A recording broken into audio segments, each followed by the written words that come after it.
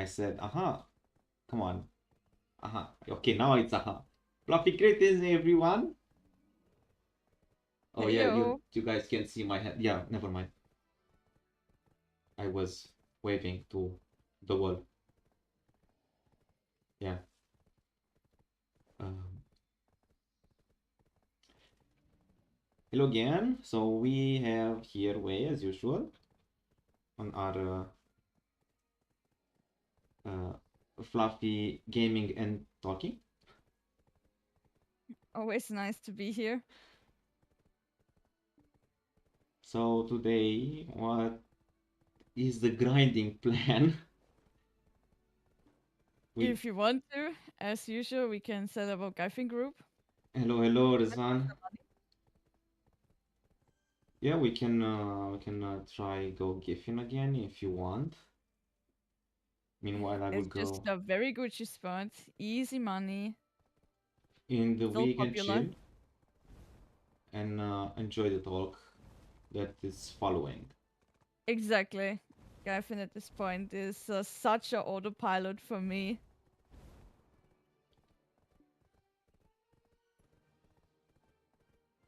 Yep, there is BDO game reward. Game drops enabled on the channel, so you can get freebies while watching. Actually, maybe I should put this in the stream name. Yeah, I would advise you to do this. I mean, after all, it's so nice that you are already included. So why not just use it? Let people know. Let's do the auto work. Let me check if this thing is still ongoing because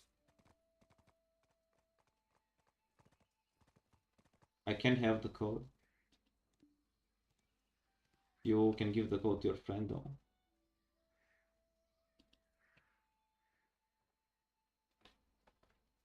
Accept.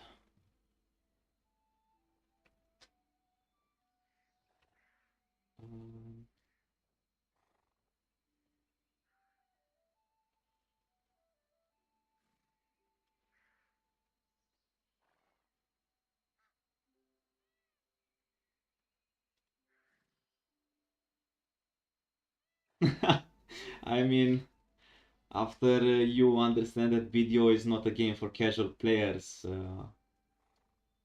I definitely understand him for not wanting to play the game anymore.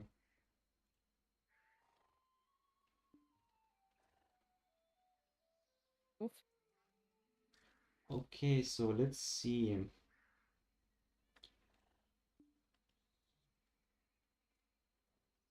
Everything working?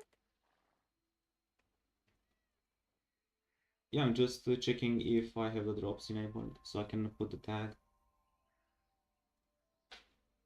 Alrighty. Control F, B, black. Yes, actually.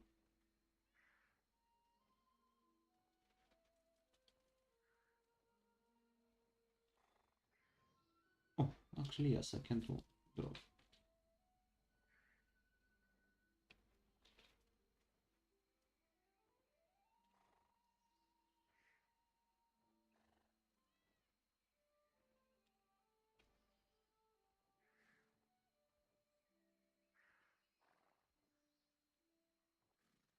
Meanwhile, I'm riding to Grana. Yeah, we'll do the auto walk too there, so I'm not late. And I'm really close anyway. Come on, horsey.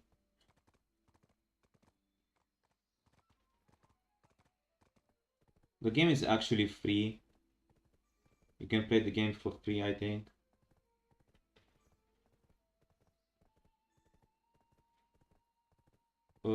I'm gonna check really fast something on Twitch platform.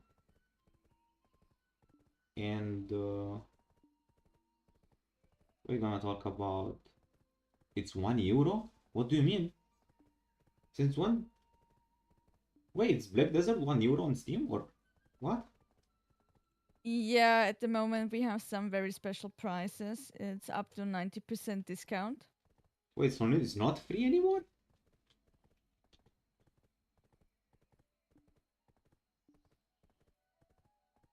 Perhaps there are some times where it becomes a free-to-play trial, but all in all, it's mostly buy-to-play. Okay, I got the game for free, so that's why I remember that. I mean, you can tell your friend to buy it. I mean, it's €1 and he can refund it if he doesn't like how the beginning is, but just a reminder, you can play only for 2 hours before you can refund it.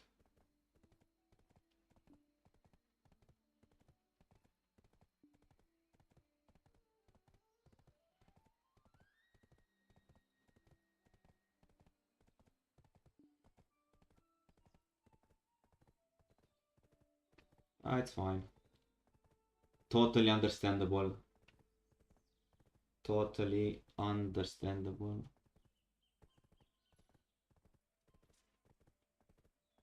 Yeah, you need a decent time investment into the game to see some improvement.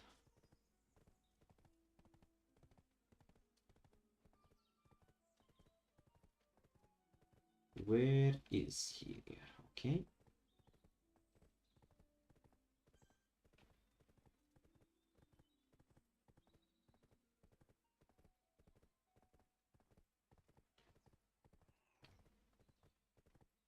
Okay, fine. I will do the cheesy thing and say drops in front of the title. Now I can close this, and this, and this.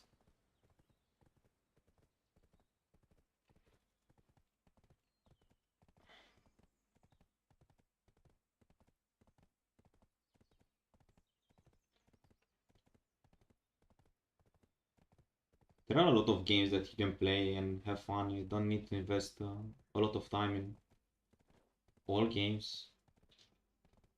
Okay, I'm in Grana.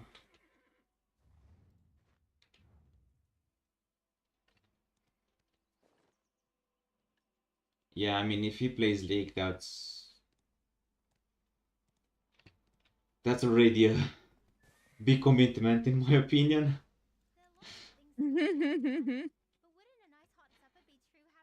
Let me take some food, some potions. Everything. Your buffs, church. Church already taken. Awesome. Is your villa buff still active? I have the magic book thingy.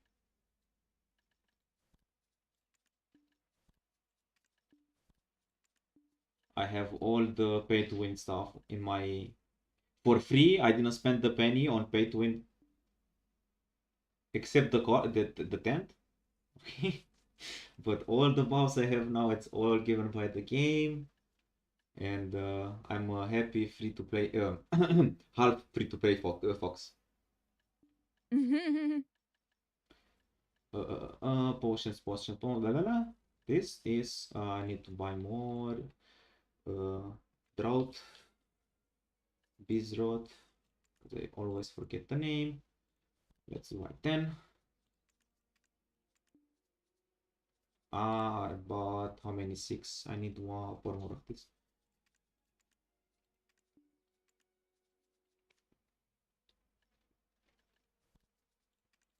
That was fake.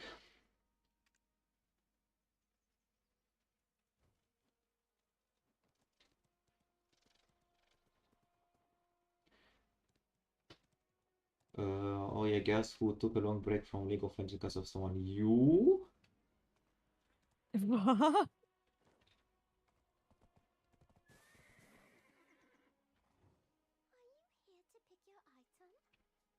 It's because of someone or because you got me mute banned again?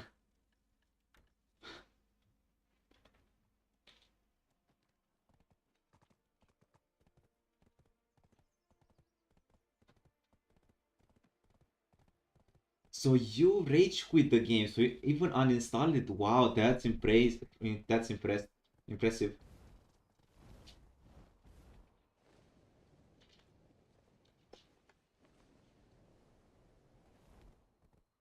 The account is Right. still muted. People are coming in. Let's hope Betty, that the Betty. last one might be a shy. You didn't rage? I can't believe that. Getting mute and not rage, that's not possible, my friend. There must be a reason. There is always a reason for everything.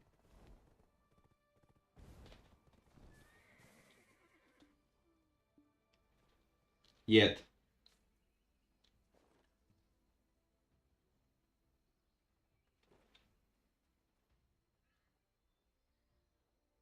I know what you mean, I know what you mean. I will wait for the villa buff.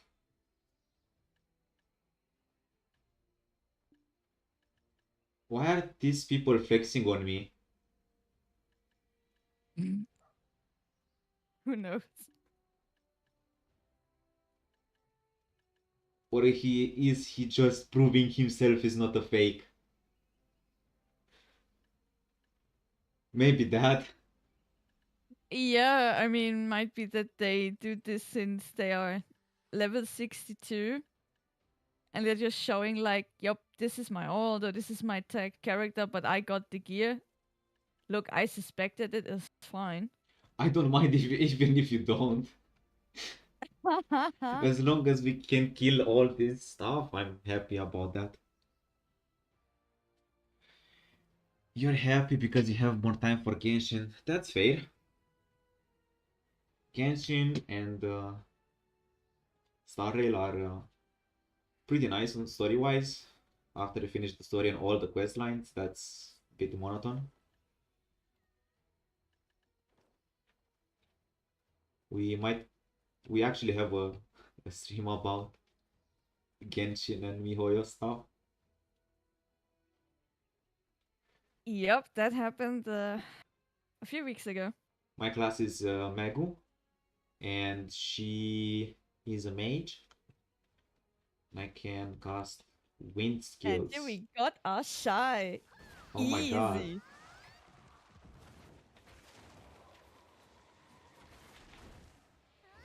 I have all AoE skills and all red, all wind based. Yep, No, it's not the very same brief. thing. You play Shamanka. I don't care. And Wei got a big question mark on her head. Oh, what is Shamanka? Yep, but that's fine.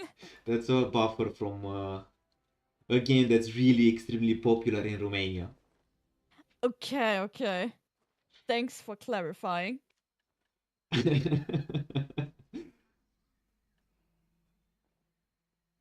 Again, learned something new in this day.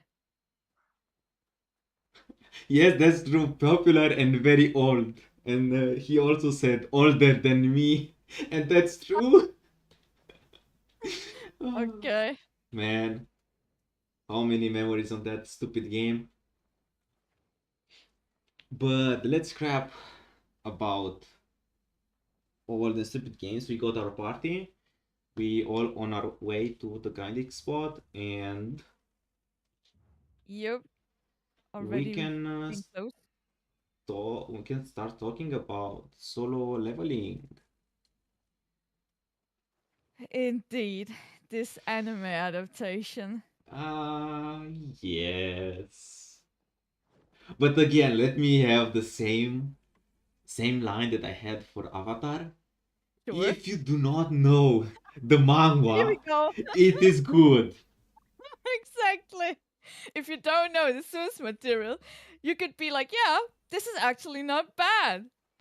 But if you do know the source material, then you just go like, what is this? Come on, they actually did some good stuff eventually, but Mm-hmm. we're gonna get into that. Sure.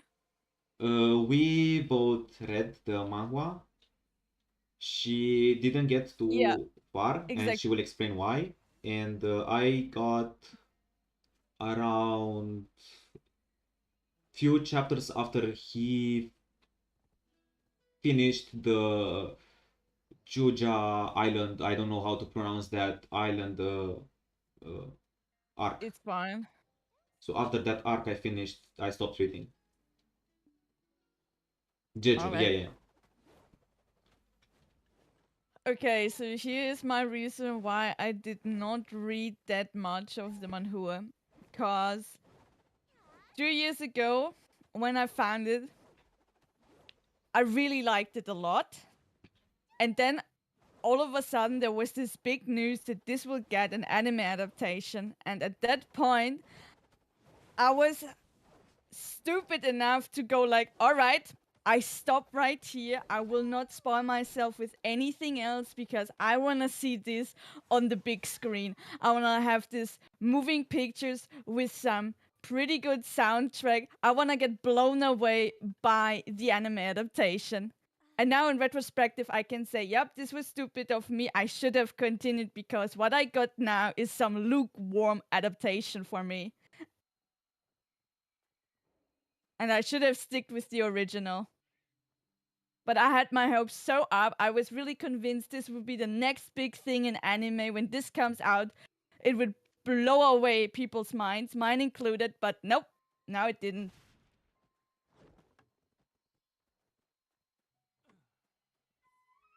People pay to win in this game so heavy, man. 4 tents, all at the same spot. But look how cute it is. We make a little village here. Let's And wait for the fifth guy. And it is such a sign for occupied. This space is occupied. Just go away if you're not part of the party.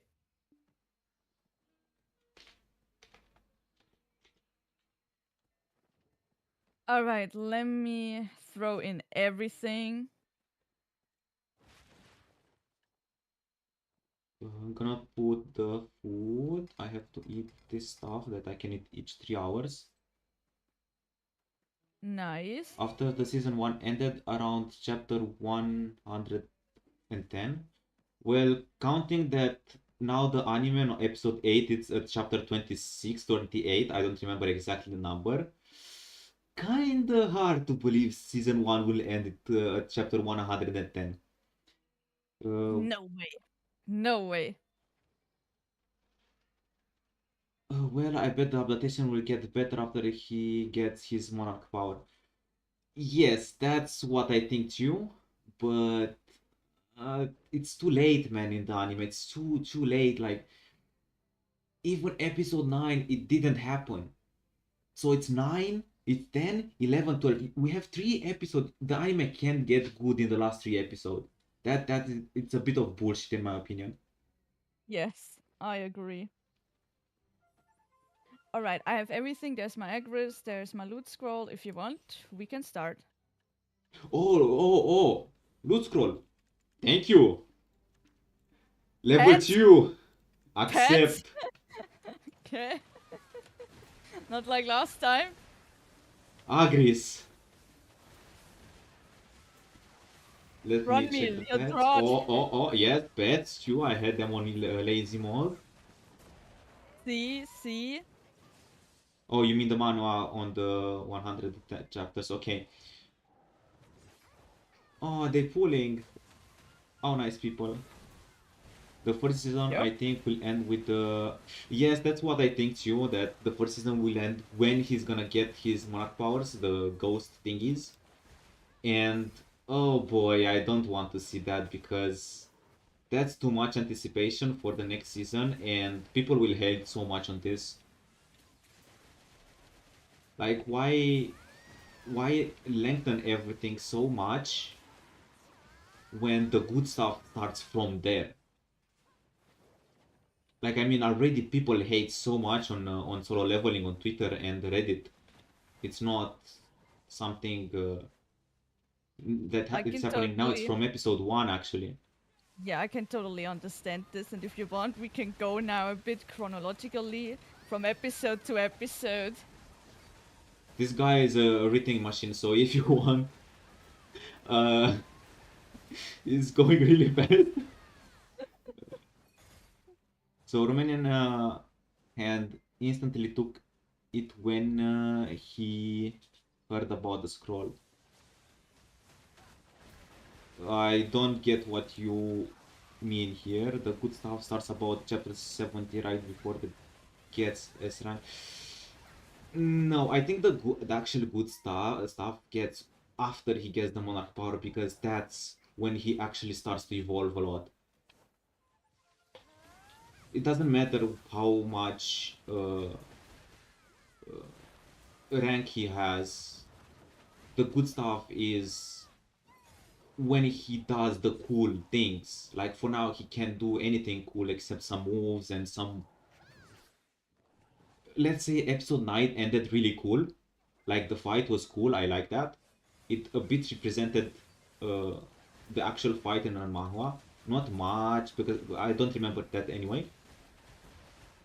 I do. But it, in a way, put a bit of chill on my spine. When he got all mad and when he activated the hunter eyes or hunter thingies. The skill, killing intent. Yeah, killing intent, yes. But it's already episode 9. If you want, we can start from the beginning, going from 1 to 9 with our impressions. Yeah, we can get from episode 1 and talk about we talk about what happened on each episode, but I don't remember episode 3, 4 exactly what happened. I remember 1, 2, 6, 7, 8, and 9. I was more blank in my mind, sorry. That's okay, that's okay. Nothing good happened anyway, so don't worry. Brilliant. No, so yeah, let's start at the very beginning. How was it for you when you saw the very first episode, when you saw the very first minute? Well, my first impression of first episode, like when I seen the island, I was like, why now? Why the anime starts with the Jeju Island? What is the reason that's for doing nice. this? No, that's really awesome because we are aligned. Once again, I had exactly the same. I really was like, why is this here? Honestly, when I had this unfold in front of my screen, I went in my head like, wait, did it start like this in the manhwa too? I do not recall some giant ant mobs and stuff like that at the very beginning. Like, what is this now? And to be fair, with this military unit that is there on the island, and they have this sort of armor, and right behind them are these really cliche-looking mages. When you are like a minute in this adaptation, you would not identify it with solo leveling. At least that is how it was for me. From my perspective, with these giant ants and those few people that you had there, you could really mistake this for something like The Rise of the Shield Hero Season 4. Well, the thing is, for people who watch, who read the manhwa, they knew what that was. And okay, yeah, if you're further in the material, yes. So it's a bit of a strange introduction, in my opinion, because it's something that should be hyped later on. Yeah, it's too early. I don't know if you've seen when how they implemented that on the manhwa, but it was so mysterious the first time they implemented that, because you just see an ant flying towards the mainland. Okay. That's how the Jeju Island begins, the arc. And it just starts doing bad stuff in the cities until it gets found, okay? Not gonna say more than that. And no, I agree with you. I also think that it is an introduction way too early. And it's also unnecessary that it is there right away. We don't need this. The story at the very beginning is very captivating by itself, at least the manhwa. So you don't need to spoil it, this kind of stuff. The story holds its own ground. If it is told in the way like the manhua does, but with the story structure that they implemented in the adaptation, yep, I kind of start to understand why they do this.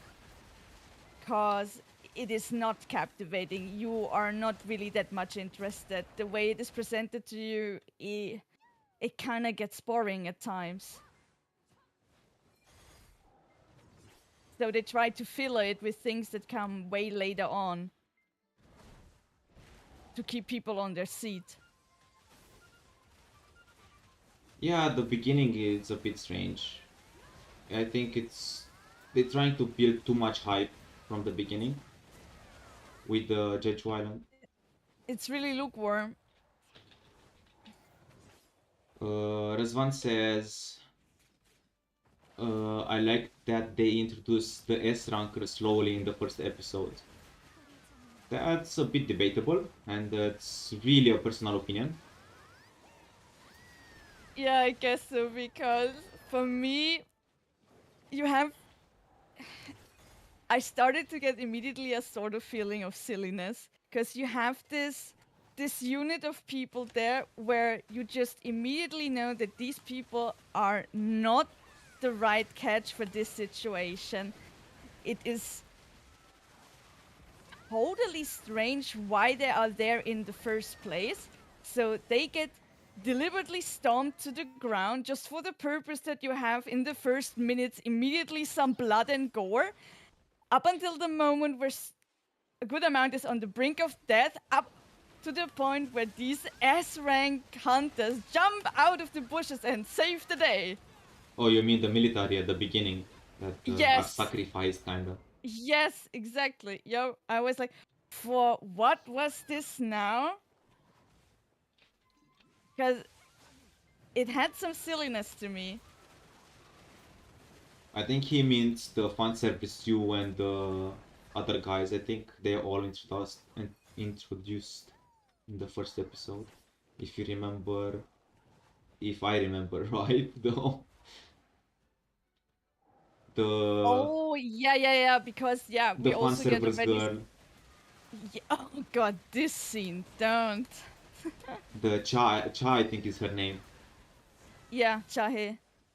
Yeah, it also makes no sense why she is there already. You know, this would have been something for later on. She should be out of the picture right at the beginning. It's all about Sung-woo and his endeavor.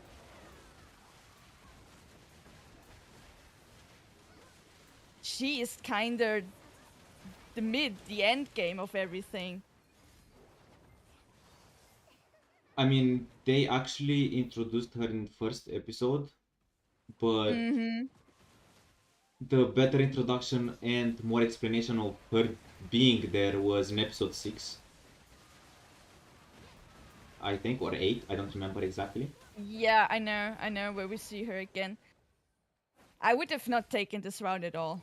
I would have left her out of this first season completely. And just focus on our main protagonist. It's not needed that she is there, that we already see her.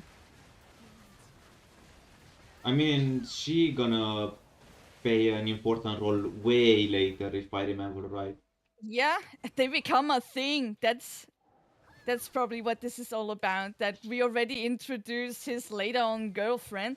Because, you know, this is an anime, we cannot have it that our main protagonist doesn't have some sort of romantic interest. And what about Lee, the healer? Yeah, come on. This is a fling, you could call it. But yeah, exactly like that. You could have made more with them and leave Chahe completely out of the picture. Razvan also says that she appears in chapter 87 first. And it does something touching, like, I don't know, something, how can I say, something interesting. Some action from her. So it's a bit into the anime. We're not even halfway there. we can say we kind of 1/4 before Yeah, chapter exactly. 87. Mm-hmm. Also, he said that when he gets monarch power, it's technically. I don't mean when he gets the 100% power. After he gets the shadow stuff, that he can actually summon all the shadows. Because those shadows gonna have a really awesome effect when he. Yeah, when he gets to the necromancer class. If you want to call it that. Actually, it's called like that in the manga.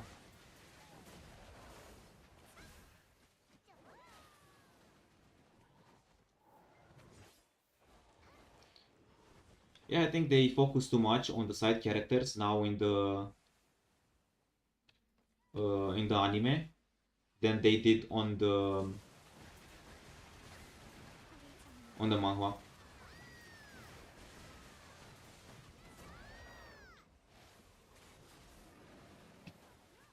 Oh yeah, I'm really curious to see all the shadows voices. That will be really, really interesting. I hope if that's not gonna be on the good level, I think the anime will go really down. It already does. I don't think that there's much to save.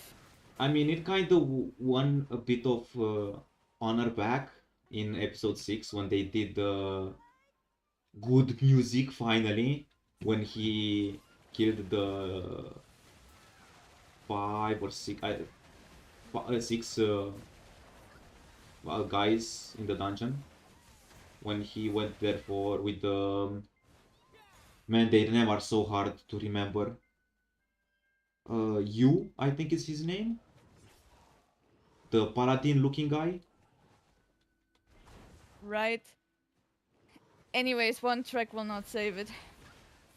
There should have been so much more score-wise from the music aspect.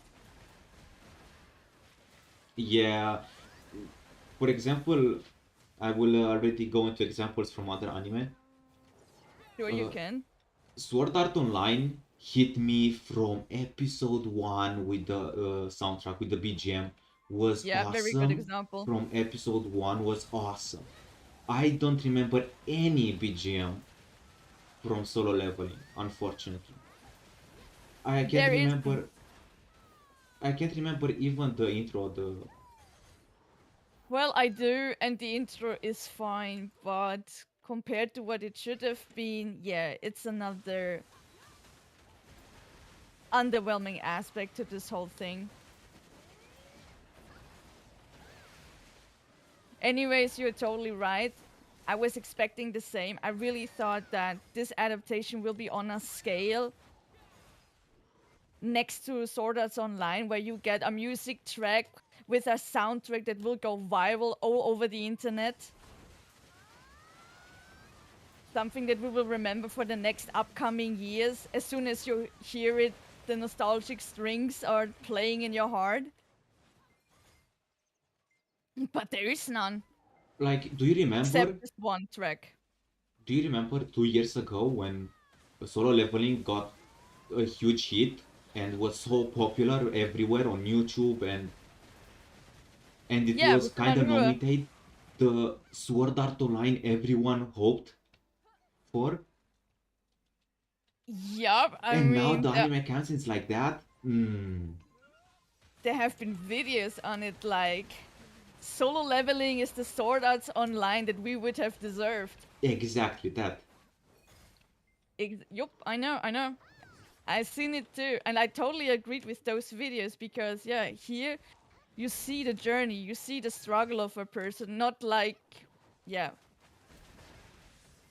with Sword Arts Online, where main protagonist is just extremely powerful out of the reason because he is a beta player, ladies and gentlemen.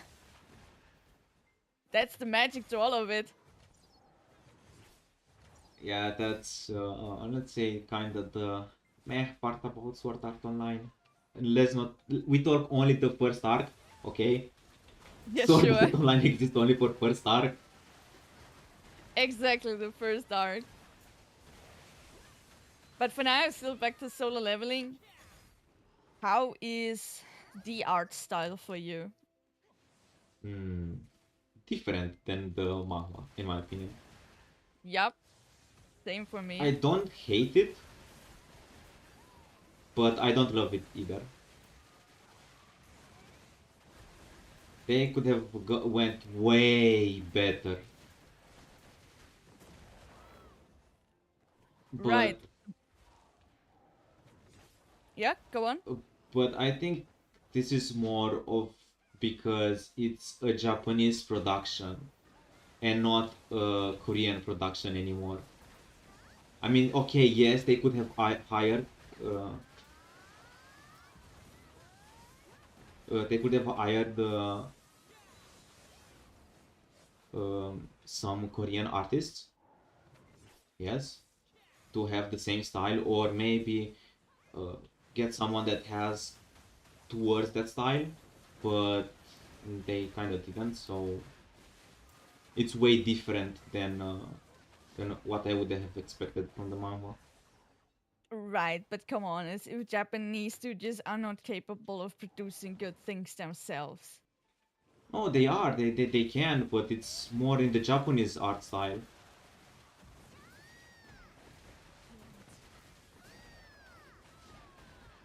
I mean, there are so many animes that are really good, but when you make Korean art style, I'm sorry, I'm generalizing a lot. I know, but let's be honest, manhwas are way different in art style than anime and the manga. So I don't know if any of you watched Korean anime that you can actually see it looks like a manhwa, yes, and a manga looks like a anime, which is what should look like. Okay, some animes look different than the manga, but that's maybe some budget issue at that point. But they decided to go on the anime route, then deviate from the manhwa to manga. They converted the manhwa to manga.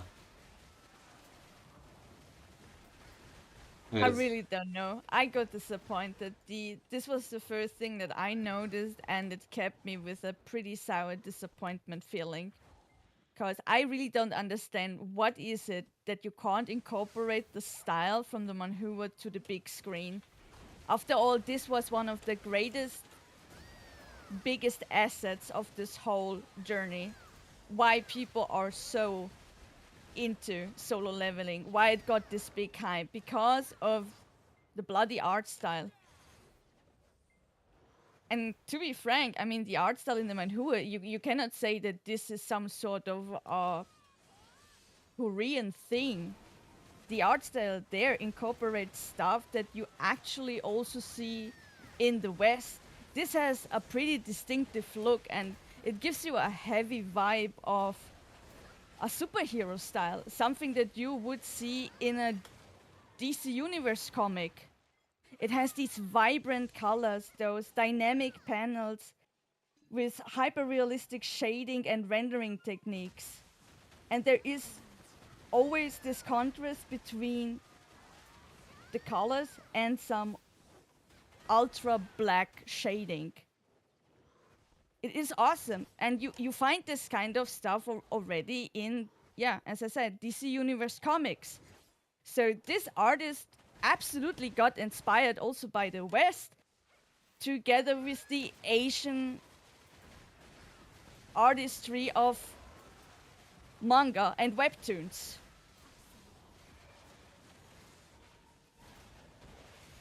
And I think it would have been so great if they just took this and brought it to the big screen. Let's just look at, for example, Demon Slayer has also a very distinctive look. And people are all over the moon with it. And then you pick up a work like Solo Leveling, where you just know the key element of the hype is the artistry, and you leave it out. You just go for some generic isekai style.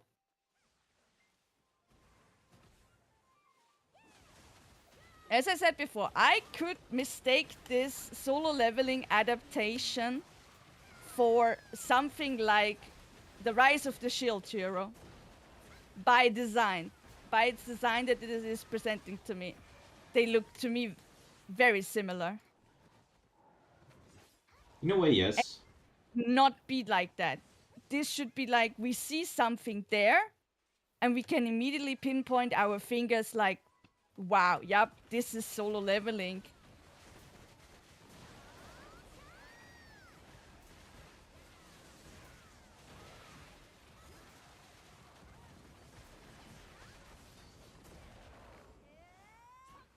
At the beginning, I was a bit waiting because I just set my hopes still up. I was like, okay, I just want to see the room.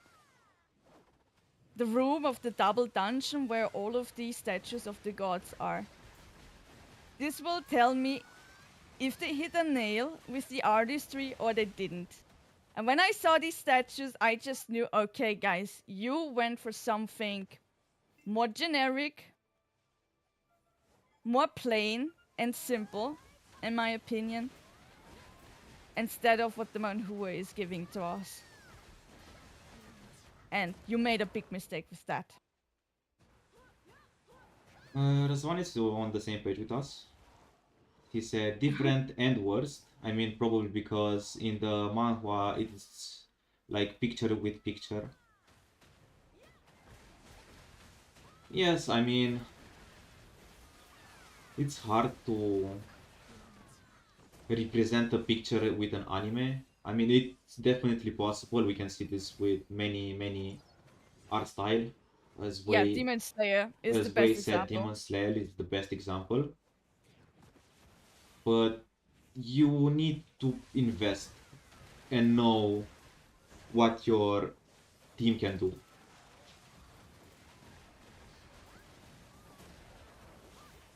If they were lazy on the investment page, that's totally on them. Is my guess at the moment. Either they took too much on their plate, they just wanted to have the IP, and... Oh, we're gonna go talk about that too. Okay, nice.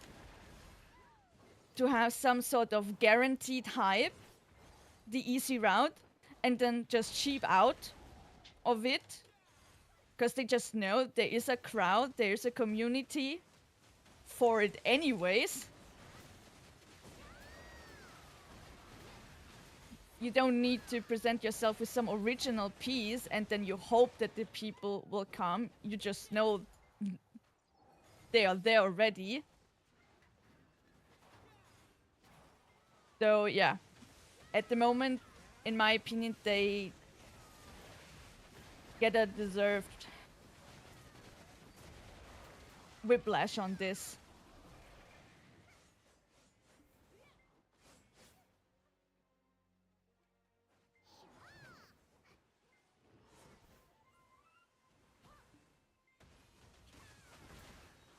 Or as one said, something really long, so it will take a bit to read. Sure. After the Jeju Island, for example, I think it will be annoying for them cause Sangjin Woo, I think this is the full name. Please That's don't the do full that name. because for me it's 3 names. Has the aura around him non-stop. Yes, that's true. But you already seen in the 9th episode how he looks with an aura around him. And I think that looks awesome.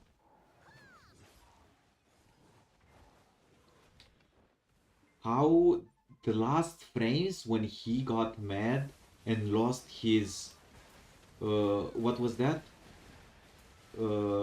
His anger. He didn't feel anger anymore. That's when I think was starting to be good, the episode.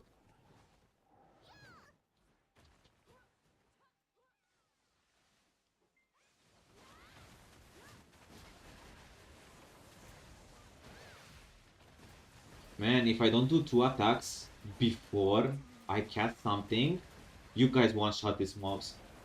I know, right? I mean, before I cast, it takes half a second, 1 second to cast one skill. I'm like, what the heck? I can't use the skills that force me to go in the fight, so yeah. We're gonna have a boss here after we. Yeah, but we continue, we come back to it later. Yeah, what did you say when we come back?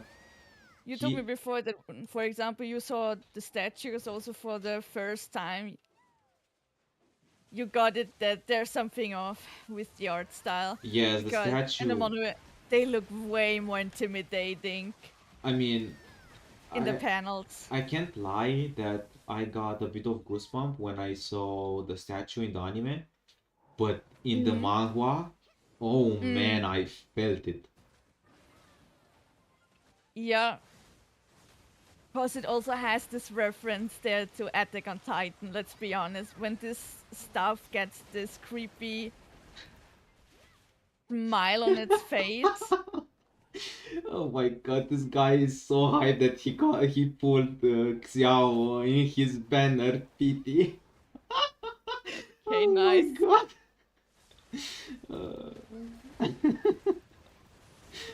Congrats, man. Oh my god. Nice, nice. Sorry, I interrupted you, Wei. No, it's fine, it's fine. I mean, it's awesome when we have people in the chat. He counters two people apparently.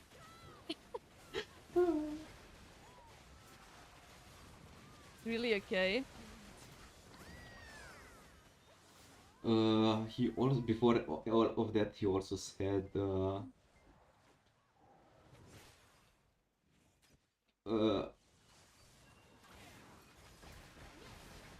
oh yeah, I think it's interesting every time I have to pick.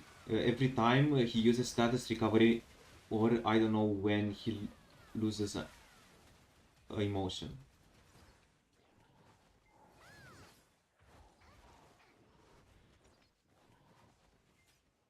I'm trying to process what I read. Oh man.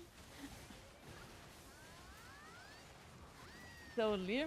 Every time he uses status recovery, or I don't know when he loses an emotion. You think it's interesting when this happens? I don't know about the recoveries because that's, if I remember right, in the manhwa, the only status recovery he does is because he's keeping the daily buff up. So he doesn't use the daily buff until he needs it. And that's specific, he specified this in the manhwa, if I remember right. Does it? I mean, he says, I won't claim this, maybe I will need it eventually. Or I will take this last moment or something like that. Am I right or I'm imagining things?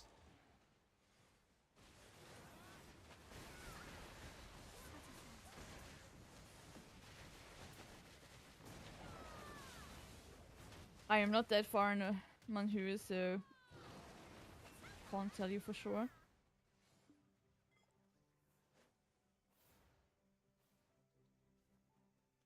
Wait. I can tell you in episode 1, when we were there in the boss room with all of these statues, I went back to the manhwa because I wanted to see how it was presented there and made a direct comparison because I got the feeling that something there is off. And yeah, you can call it a detail, but for example, in the anime, when all of these people are entering the room, the statues and the whole scenery looks pretty clean. While in the manhwa, you see that the whole place is actually covered by moss. Not. And some of the... What? Yeah, continue. Yeah, and some of the statues even have cracks or look straight up filthy. Not only, but it felt ominous in the manhwa when they entered. Yep, exactly. Why? Because it looked a bit hard to say.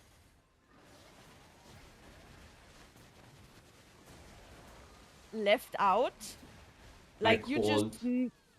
Yeah, old and ancient, and with all of the moss and all of the cracks and the dirt that was there, you just knew this is not something that can come up regularly.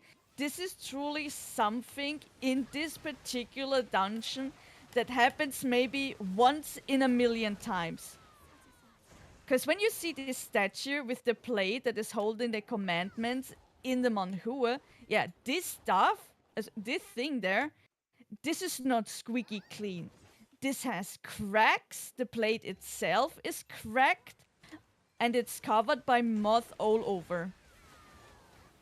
So they are entering something that has been closed for a really good amount of time. While in the manga, in the anime, everything is squeaky clean. There are no cracks, nothing.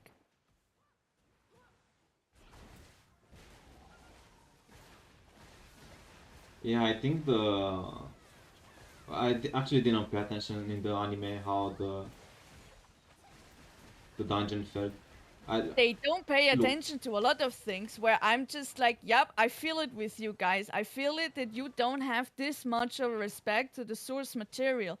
You just grabbed something where you knew this will work out and you can just cash in on the hype train. I also see it in the way how they overextend the bloody blood and gore in the anime.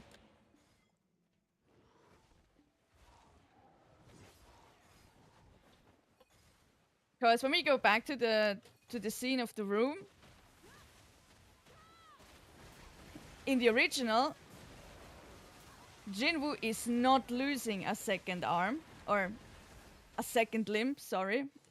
So that there is no arm and no leg anymore. He just loses one leg and then he receives a very big cut on his shoulder blade where you can guess, yeah, probably he will now bleed out to death.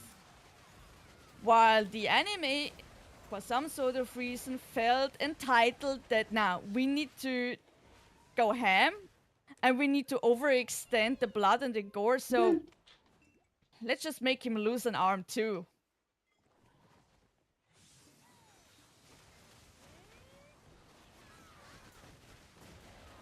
thank you for being here, Rizwan. See you later.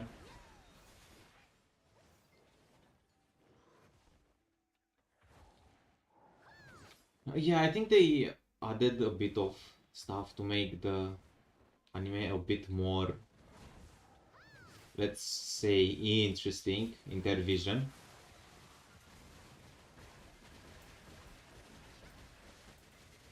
Right? But that already tells something is off, because you don't need to make it more interesting. The original story and everything is captivating enough. If you need to add stuff, then it all comes down to, yeah, because you made a sort of adaptation that falls flat. Because you decided to make a different episode structure where apparently you noticed yourself this is not as captivating as the original source material. So in order to hold your audiences in the seat, you go like, okay, let's add more blood, more gore, and a bit more losing of limbs so that people will not get bored at the screen.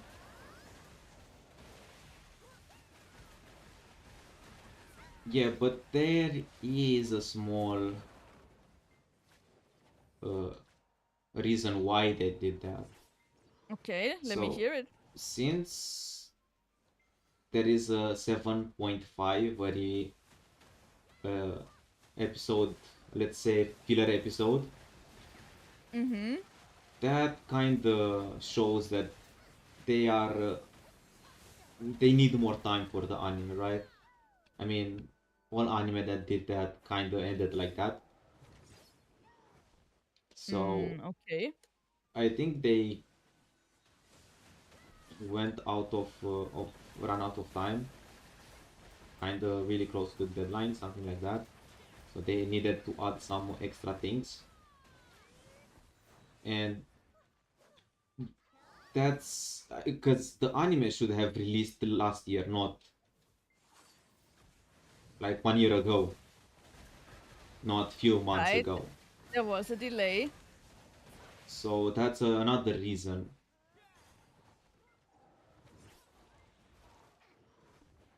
So all this small filler stuff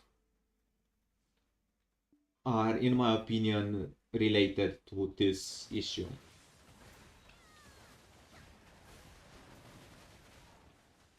It doesn't hold up for me. If you would have just followed the manhua panel by panel, you would have had something pretty neat. You putting in fillers to something that has hand and foot from start to the beginning is a stupid decision for my personal taste. You put more pressure on yourself creating something that is not needed, while you could just go the easier route and simply follow the manhua panel by panel.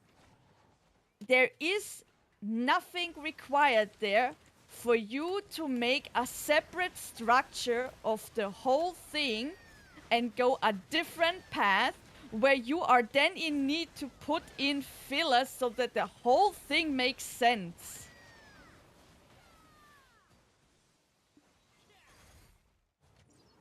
You overcomplicate things and you go for something no one has asked you of.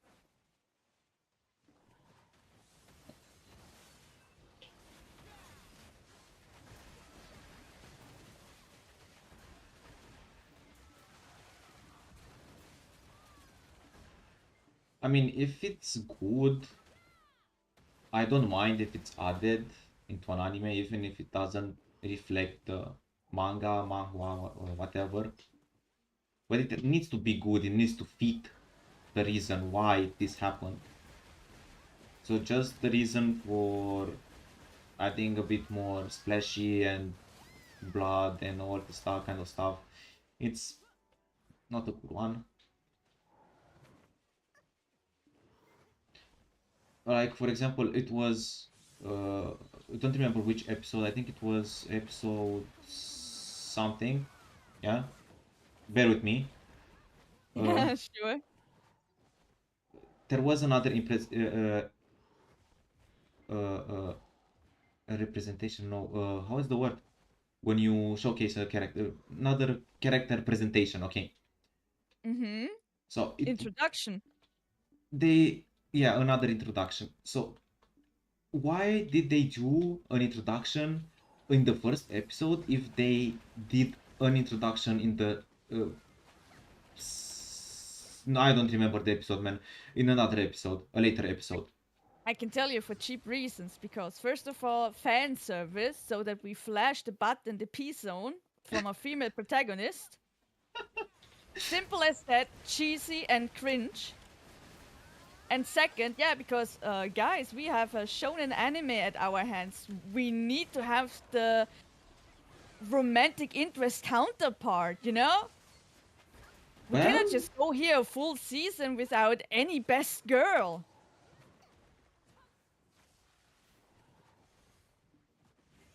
I mean the fan service, yes, okay, I see, but again, it's not needed at all. Yeah, it's unnecessary.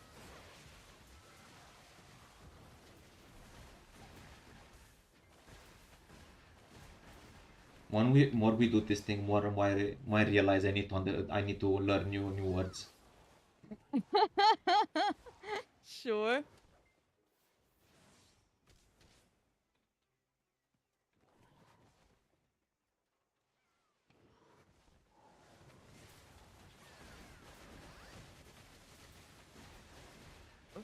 My mount is so heavy.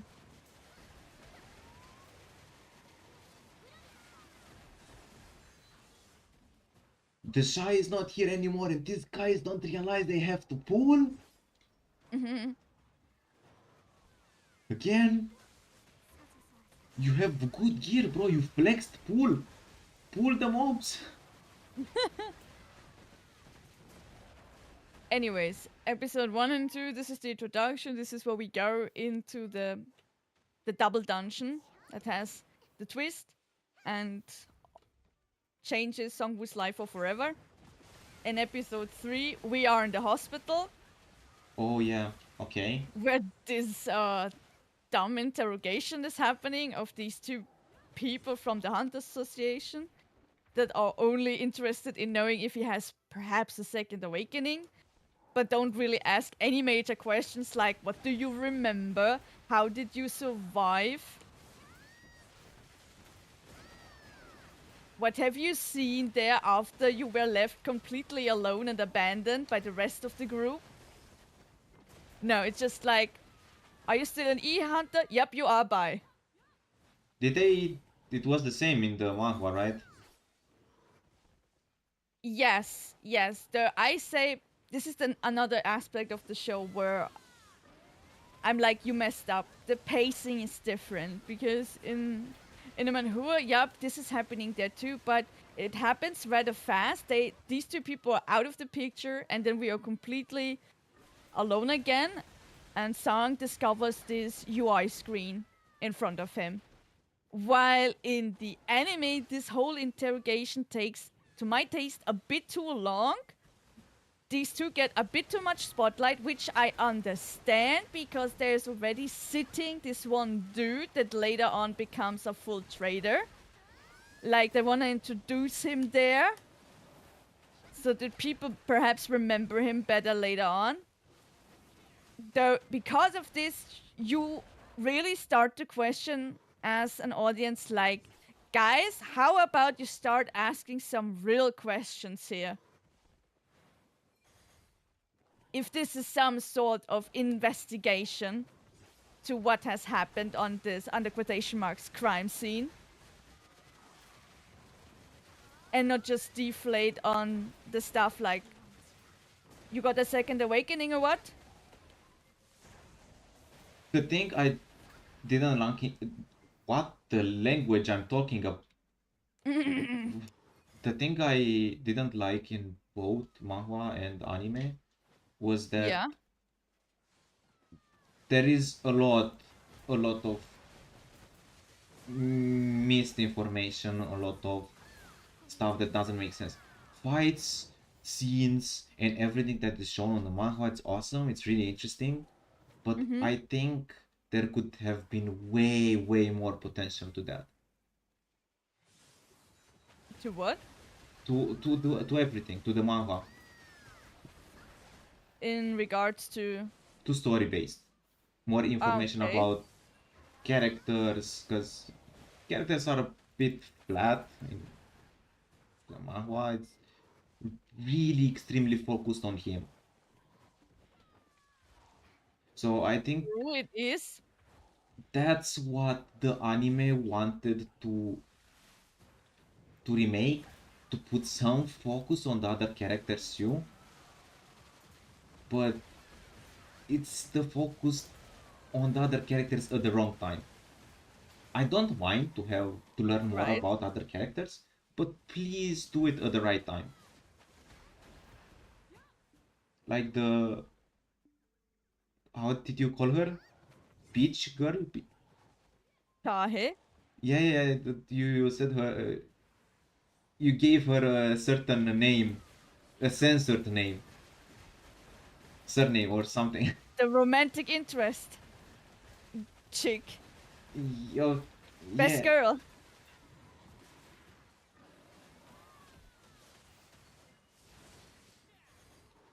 Let's call her fan service girl, okay? Yeah, fine. Okay. So Miss Fan Service. Yes, Miss Fan Service should have been introduced later. Like, now she won't do anything, she will just pop here and there to show her legs jumping left and right, and just for I the agree. show, there is nothing else for her to do. Maybe at some point she will get some interest in him. That's true. At the moment, she doesn't contribute to the story at all. She just exists at a point of time where we don't need her.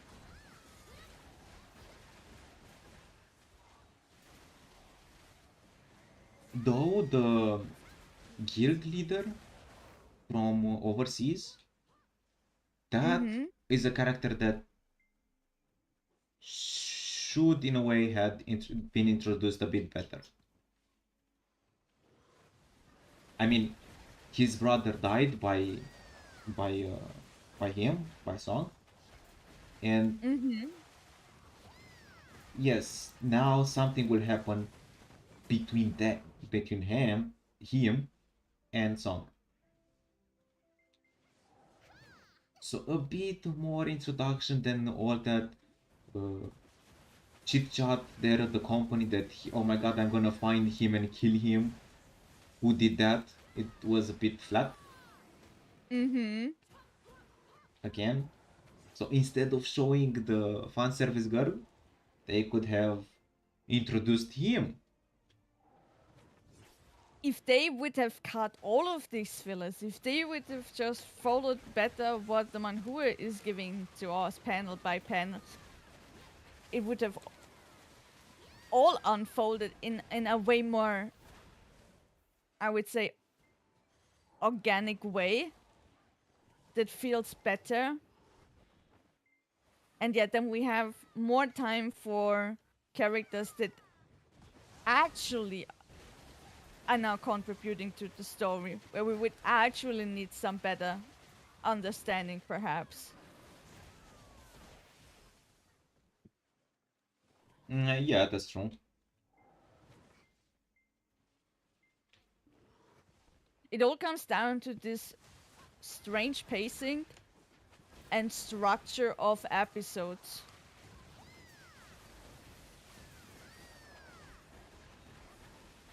And of course, as always, bad writing. A common problem in the industry right now, left and right, in film, in series, and apparently also anime.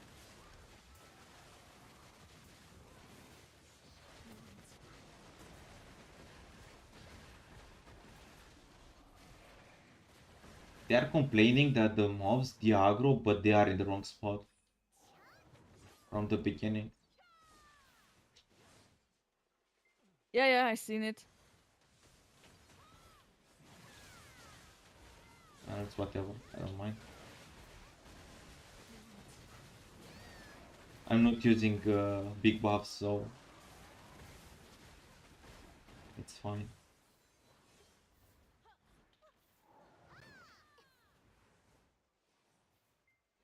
Already 1 hour in. What happened? The typical. Man, these streams are how can I say, fast. True. And episode 4 then is when we go into Hongjun Station. But wait, in episode 3 it still happened the fail of the first training quest when he got into the desert. That's right. And we have that strange cut from the hospital to the desert. One more time I can say, yup, there is something with not respecting or understanding enough the source material. I mean, For me, there is indeed a difference if you make it like the anime where he goes like, what is this now? There's an earthquake. And then just the whole screen goes black, compared to that his reality is altered in real time, and he just starts to be transported to this desert realm. That would have been so cool to watch. How he is standing on the He's on the bed, bed, yes. in the hospital bed, yep. And Uh, slowly but surely, his surroundings become something totally different. And not just, yeah, like in the anime, he faints, screen goes black, and then we wake up in this desert landscape all of a sudden. Where again, you feel the touch of something like, yeah, we need to make a reference to Isekai. yeah, yeah.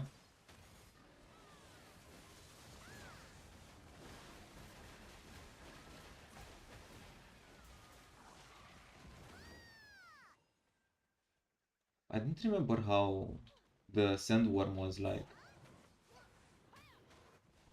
And wasn't two sandworms in the manhwa?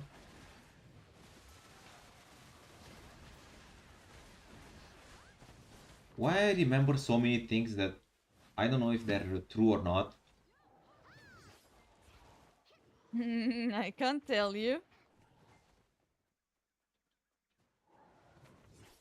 But I recall two sandworms in the manhwa.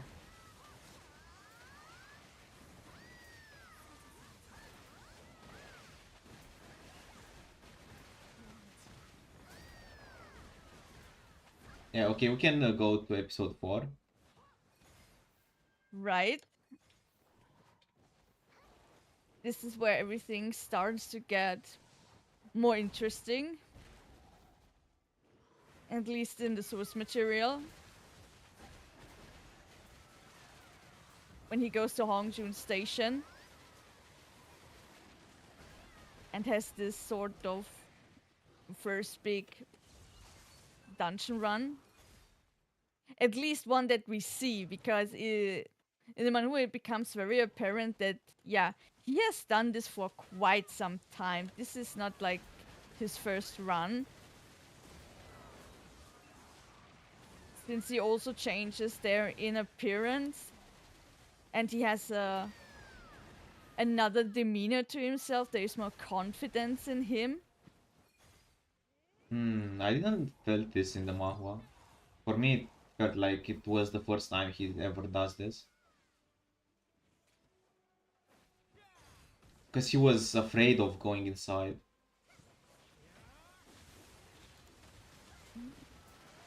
He was a bit unsure, yes. Though later on in the manhwa, when he comes near to the stairs, he tells you that his senses have improved, which I don't think that this just refers to, yeah, after what he just fought. That through this improvement to his instincts and everything, he can tell that the beast down there at the bottom of the stairs is something very powerful. Yeah, but he's leveling up from the daily quest. And all the workout he's doing. Right? Yet still, I got the impression that we see Oh fuck, this is a boss. something. Never mind. Nope, all good. That we see something that, yeah, he has by this point of time already experienced before.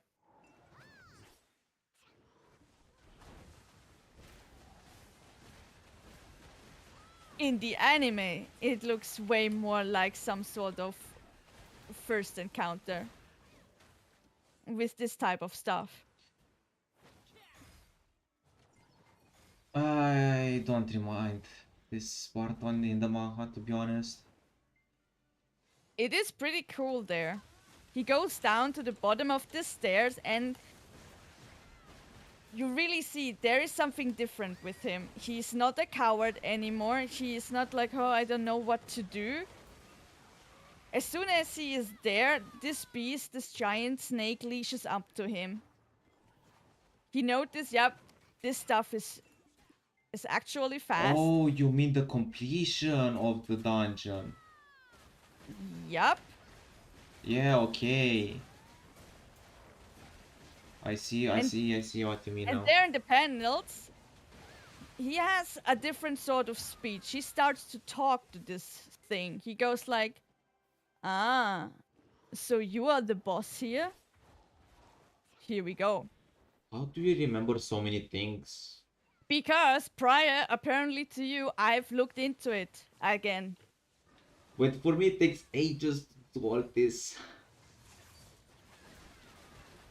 When I saw this anime, really, one of the fastest things that I did was I went on again and got me the webtoon, or how you want to call it at this point, and I made a side-to-side comparison because this shit gave me absolutely the feeling that you guys made something stupid here. This has a change of atmosphere. It is not as good as in the manhua, and you do not pick up on certain elements that are, in my opinion, crucial to the story. For example, the fight with this giant snake. In the manhua, Sung Jin-woo already has a confidence boost. He makes a cocky speech in front of this thing, while in the anime, he is still very much afraid and just goes like, "Oh, what do I do now? Holy fuck, look at these scales. How do I ever pierce them? This is not happening." And the Sung Jin-woo in the anime also pisses me off. Because every single time when we are close to some sort of climatic scene, we have this strange interference where all of a sudden we get some sort of flashback. Instead that we stay with the moment, that we have the climatic scene unfolded in front of us and we can completely enjoy it. No, this is exactly the moment where we rip it apart and we go back to some sort of reminiscent memory. With such a cheap ass dialogue every single time. I don't know if you have felt the same.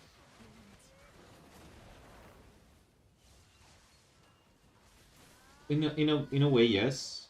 I don't like when they stretch stuff, especially in this. Can I say cringy way? It is. It is cringe. At some point, I can be honest with you, I had to stop or press pause on my screen because I couldn't endure it. Torture for you, I see. I could almost call it like that, to be frank. This dialogue, it was intense for me.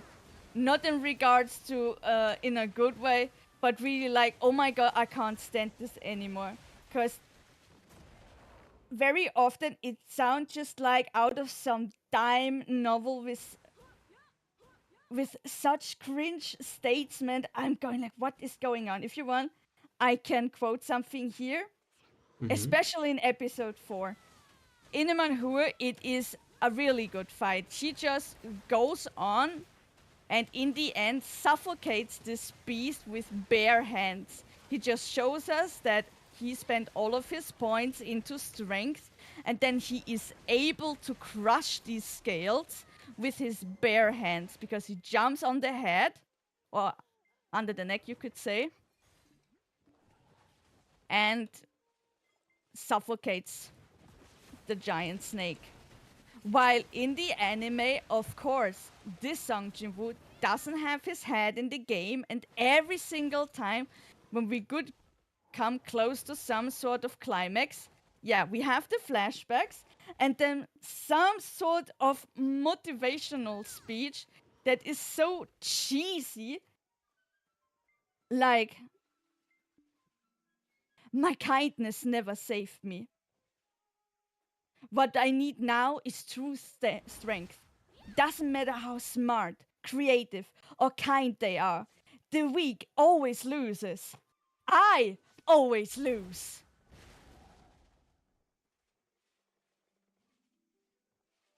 I had to stop there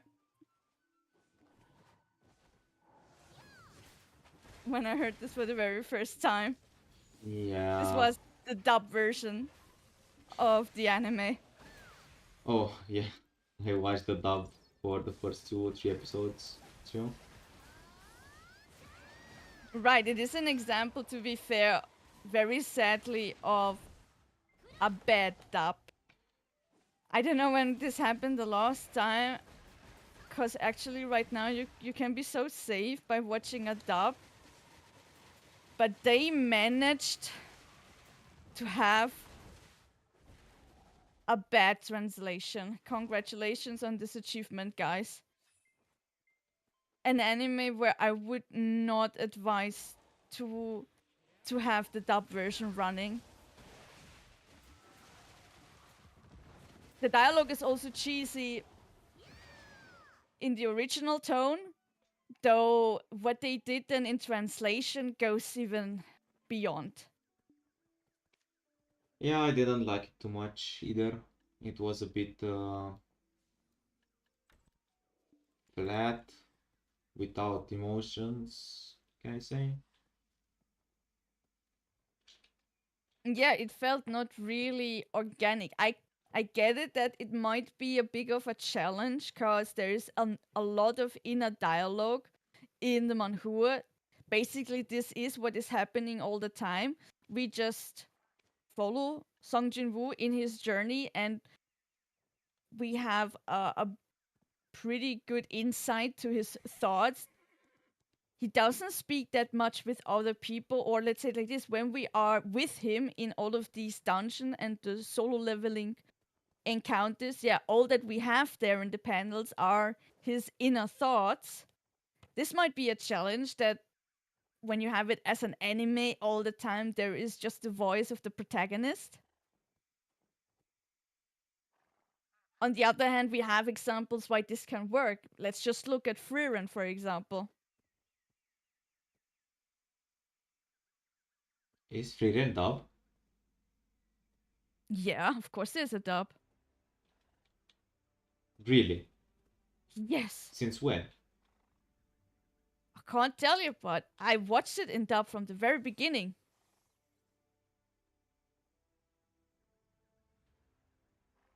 What? Okay. I don't recall that. Maybe I even seen it too, but I uh, can't remember. Awesome.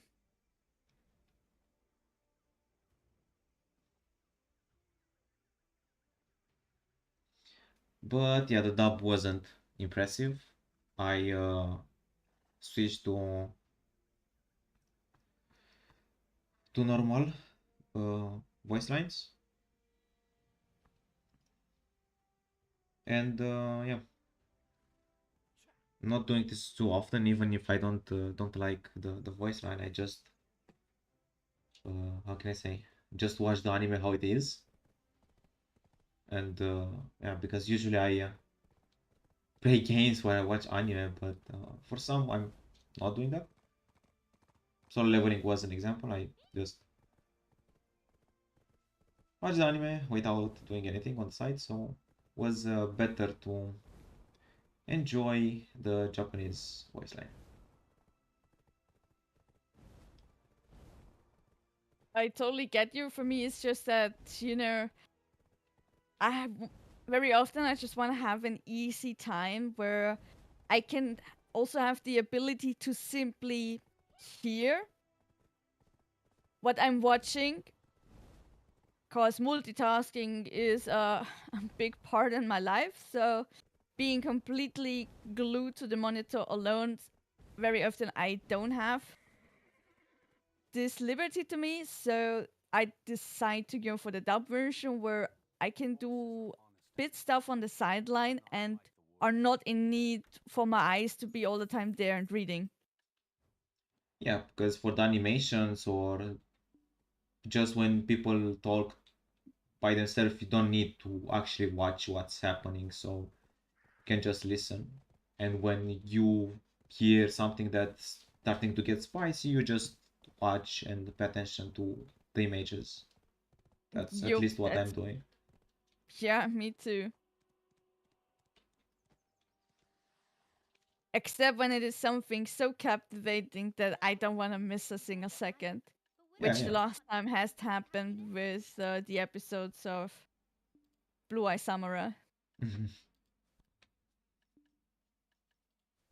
Yeah, when you like something, you just glue to the screen nonstop.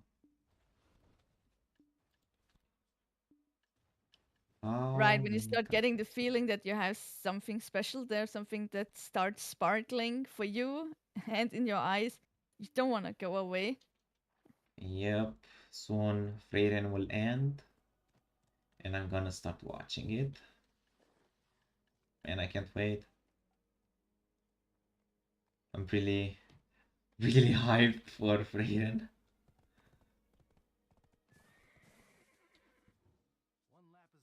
I'm sure it will have some sort of great ending that will give this whole thing a very nice closure. I don't know. This might be one of the rare occasions I don't want the anime to actually have an ending and give hope for a second season. That's at least my opinion. I really want to watch more of her craziness.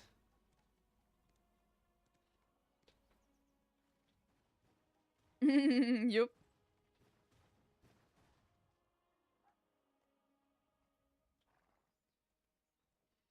Yeah, I'm talking about the dungeon that Sang went in. Yeah, actually kind of forgot that in the manhwa when he got to the boss, he Which one? the last one, last dungeon, end of the dungeon. He felt way different, like you said, and it The Hongjun Station now, yes, or yes, yes, yes. okay, yeah, sure. We were talking about this, Yup. and it actually felt that he had more experience. He fought a lot in the dungeon, but in the Yeah, and anime, it would only make sense because yeah, in the end, in the manhwa, he is crushing this beast, the giant snake, with his bare hands. He is grabbing it with both arms, and he's able that the scales are giving in by the sheer amount of his fingers. So it cannot be that this sort of strength only comes from one encounter in such a dungeon right here, right there for the first time. It only makes sense that something like this has happened before. He spent all of his points in strength, as he's telling us, and now he is in Hongjun Station. Because he's also there with a key, you know? Where the heck did he got the key? This looks more like he did some daily quests regularly, got rewarded once with this, and now he has the special offer to go into this altered version of Hongjun Station.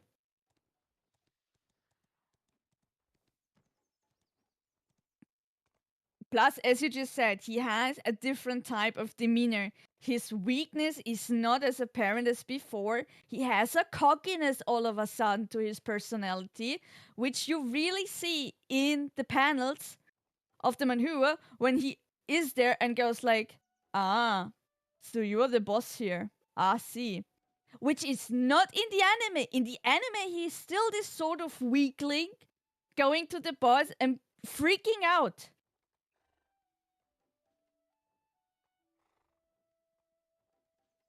did in the anime did they show that he eventually slaughtered a lot of wolves, the red wolves. A bit, yes. But on that note, they spent way too much screen time for him defeating this singular mob.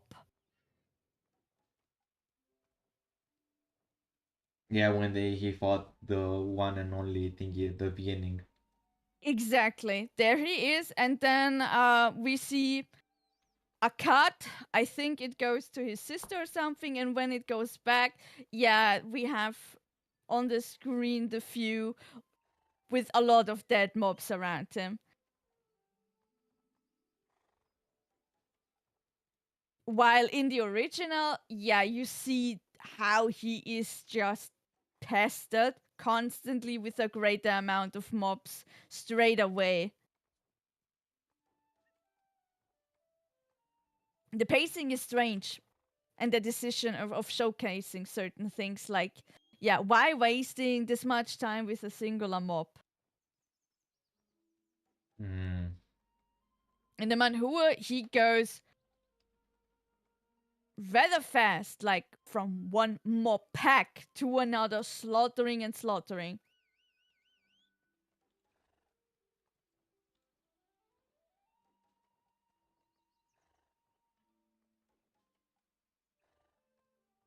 Oh, and one more note on the detail list. Yes. In the anime, Monsieur is standing Monsieur. there with his original clothing that we know from episode 1. So not only did he get a second chance, apparently, no, also his whole attire got a second life path.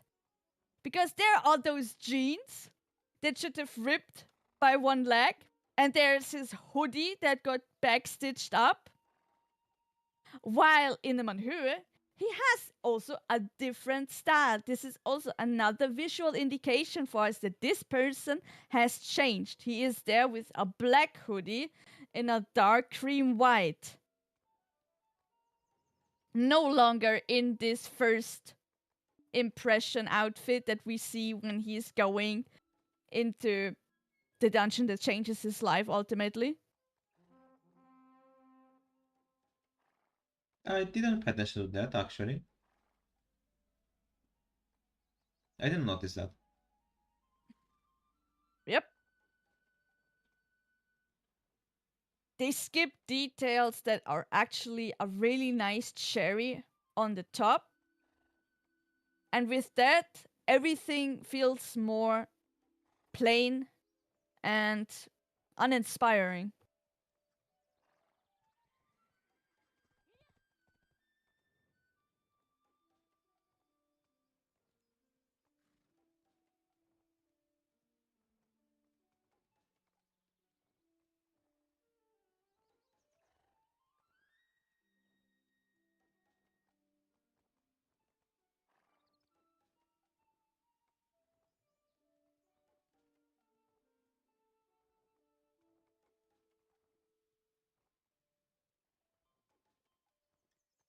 Um, hmm. Let's get a Up, bit. sure. Let's get a bit forward. If you Mm-hmm. wanted to say something, here, let's say it now. No, no, I wanted to continue after that. This episode 5 and 6, where he goes again into a dungeon and has the encounter with the younger dude that he's basically flabbergasting with his skills. The one in this, how to say, over the top armor because he thinks that's the way to go. Yeah, the how I like to call it, the paladin guy. Yeah, exactly, the junior paladin. I mean, he was really funny with all that beefy armor, and he was like a scaredy cat there. Yep.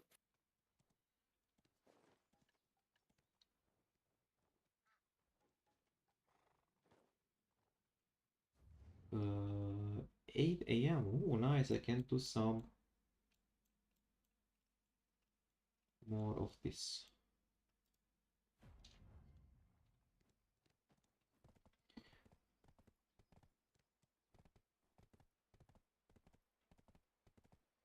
Hmm.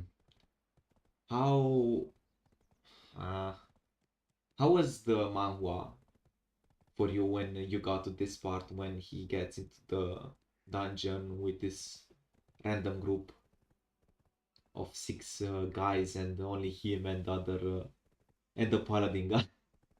Sounds so. I enjoyed it. For me, this was the moment where I thought, okay, now this goes more towards the line of slice of life and humor, which I felt at this point was really needed, that we go a bit away from this over the top seriousness and I'm only here all the time to get more strength. I felt it really good that we take a bit back from all of the business stuff, let's call it like that, and have a bit of some moments where we can jiggle, we can have a laugh. Since, from my perspective, this sort of stuff is also needed in a good story, that sometimes you can just lay back and have some smiles and not always go into big business.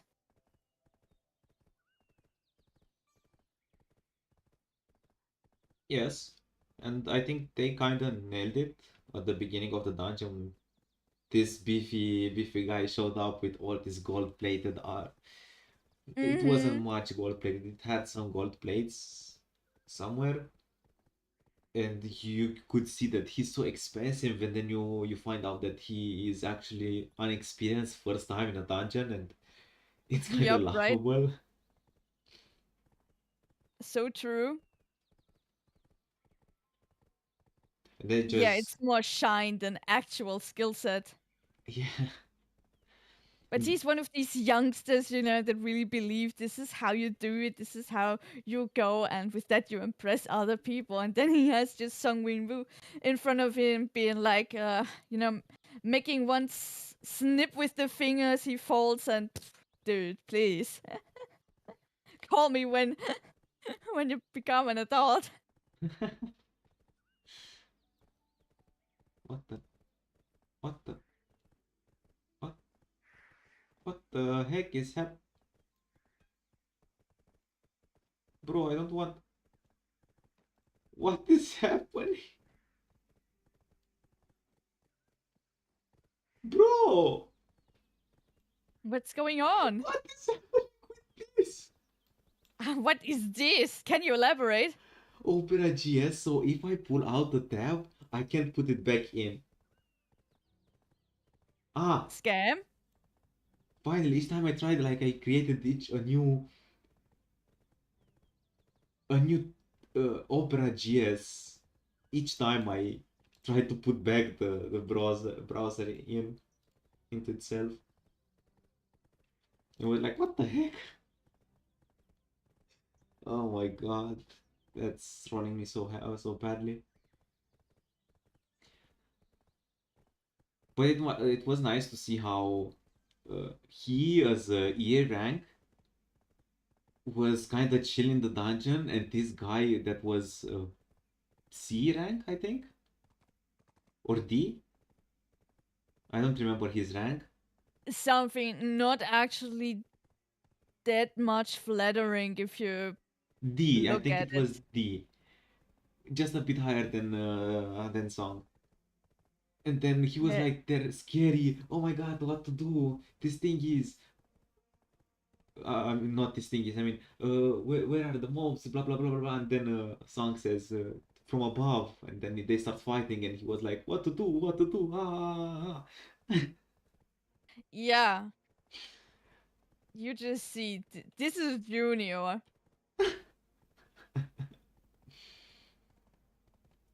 Anyways, it is just funny when he gets clapped to reality and basically is left speechless. What? This is an E rank? How is that possible? Yeah, when the guys trapped them in the boss room, right? Right. Ah, yeah, in the manhwa I really like that scene because he He wanted to fight the spider, and you always try to protect him, like be in front, and he was like, bro, I want to fight this thing. Leave, let me alone. Right, and after all, this is to a certain degree like the very first time for Jinwoo to go with a group again to a dungeon after everything that has happened in the previous one, where his whole life changed in the end. And we really see the contrast between those incidents. Like, our main protagonist is no longer in this mindset that the junior is giving to us. This was Jinwoo actually himself just a few chapters or episodes before. He would have perhaps have the same reactions. What to do? I don't know. Yada yada. And now we just see how much he has evolved. That it is a total difference. He is cool. He stays with the head in the game. He doesn't get surprised or whatever or freaks out.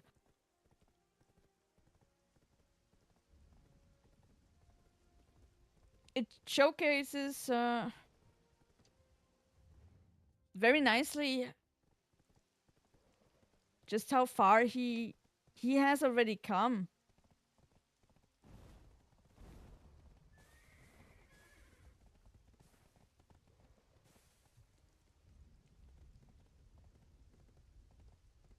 Yeah, I can see his leveling, that actually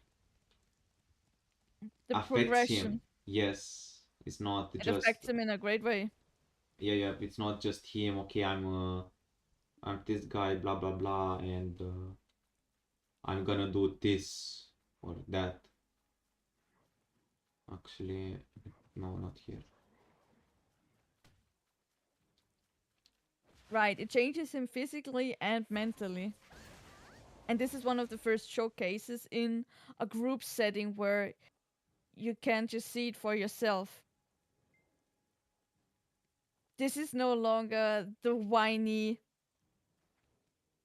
person that we have encountered at the start of the story. Yeah, he steals up, like at some point you see him losing some emotions through the whole manhwa, and you see that everything, even the leveling up, affects him physically and mentally at the same time. And it's not just a leveling system anymore, it goes way deeper. It does. He even makes himself a statement later on that, yeah, the further he goes with his strength, the more he feels that there's also something lost within him by gaining these powers.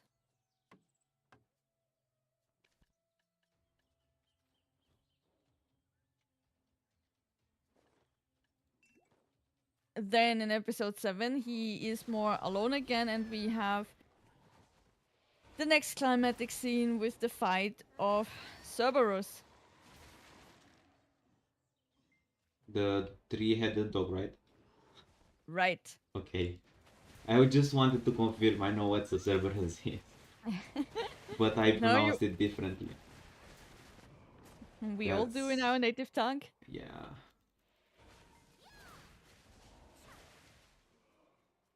That fight looked really nice in the anime. I give them that. I actually like that. How the fight went, how he kept trying and trying until the last drop. He almost died, like in the manhwa. Was No, not in the manhwa, in the anime. I probably can sound like a broken record at this point. This fight was the same like with the snake. They altered it to a point where I say not good. Yeah, but at least this Once was a more, bit more flashy. too flashy. Again, too much blood and too much gore. It did not go like that in the manhwa. This Yeah, but scene the where people are fight. like, whoa, look at that, and he gets ripped his arm away. No, he doesn't. Yeah, okay, that In didn't. in the original, yup, the beast catches him and is able to pierce through the arm, and there's a pretty ugly hole there. True, not gonna lie. But ripping off the whole limb once again, nope, not happening. And the best thing in this fight, then the limb is just restored. You know, his healing abilities is not only that it can heal you, no, it restores everything that might get lost in the fight, you know? That is the Full daily limb quest. recovery. Still, it doesn't show you in the manhwa that it goes to this extent of capability. Yeah, okay, it's not It the same restores a whole extent. limb in mid-fight still. You don't even have to wait that long. And the next thing where I say, guys, yep, and you go again overboard, it's not like that.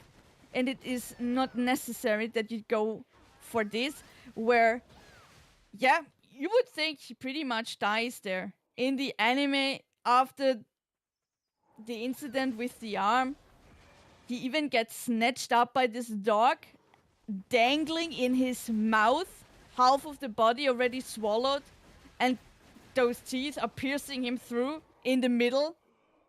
Guess what? Not there in the original. Absolutely not there in the original. In the original, you actually see how he goes more tactical in this fight. How he takes out one head at a time. The first head, he spins around and twists to a very ugly angle, breaks the neck multiple times. The second head he takes out by blinding it. Do you see any of this? In the anime, no. He takes the beast wholly on, gets swallowed half, and then just pierces one eye with the dagger, while he's actually already half dead. What the heck, guys? What There the is a heck? piercing in the eye, maybe not getting blind, but Yeah, one. When he is so dumb that this beast is having him in his mouth. And you are like, how the heck can you ever actually move from that point on? Because when you are swallowed half by something like this and multiple teeth are piercing you through in the middle, dude, your spine is broken. Your spine is fucking broken. What are you telling me? You recover from this? Plus, there's this screen that tells us that he's not even half HP anymore, not even a quarter.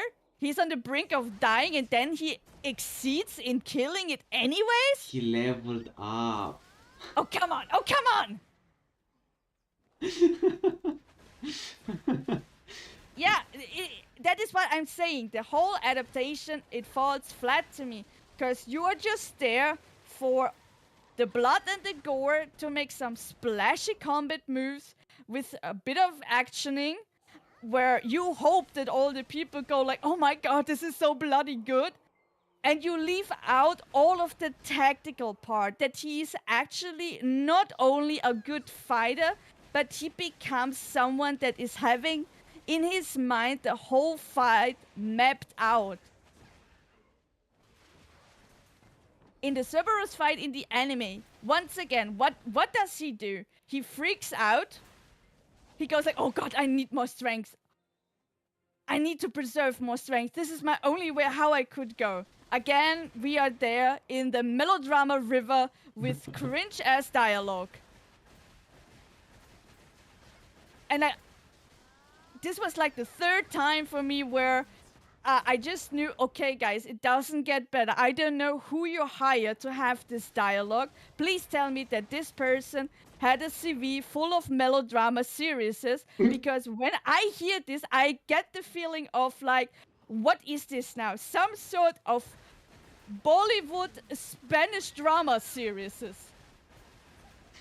For a second, I thought you're gonna say K-drama, but okay. Or that, yeah. Maybe this. Maybe this. They couldn't hire some Korean designers, so they just hired the Korean dialogue people from K-drama. That explains it to me. Thank you so much. Now my horizon is broadened. For me, I didn't mind that much about this. One thing I didn't like at all, it was that he was 500 HP, kind of, right? And he was in the mouth of the Cerberus. Mm-hmm. And, bruh, you took half HP the last time you got hit like that, and now you're not dying? What? Yeah, there is a bunch of these inconsistencies in the fight where you go like, the creators did not really think this through. They just wanted some splash art in front of the screen to have people sitting on the edge of their seats and hope that they would get away with this. Yeah, probably. But the writing on that scene, on that episode at least, was really off. Like, you can't do an attack, a really heavy attack from a mob or something, and oh my god, I'm kidding.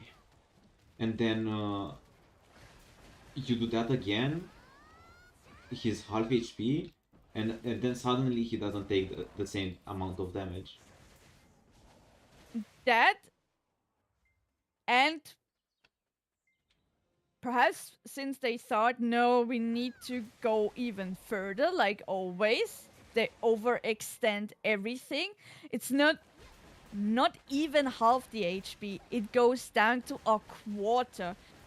So that to give off the atmosphere, guys, we are in real trouble. Does anybody notice we are now in real trouble? If you are for good in this sort of state, you wouldn't be able to walk, you know? On one hand, he is a quarter of HP, but he still can perform everything. He doesn't wobble. He doesn't have any sort of inconsistency in movement or something, which should be there. If this is a relation to how someone, would be in an actual fight. It's not like that his vision is blurring or anything. So this HP bar is a joke. More or less. It's just there for some sort of thrill. Yeah. To let you know that, yeah, we are kind of in trouble. But actual consequences to this state, I don't see.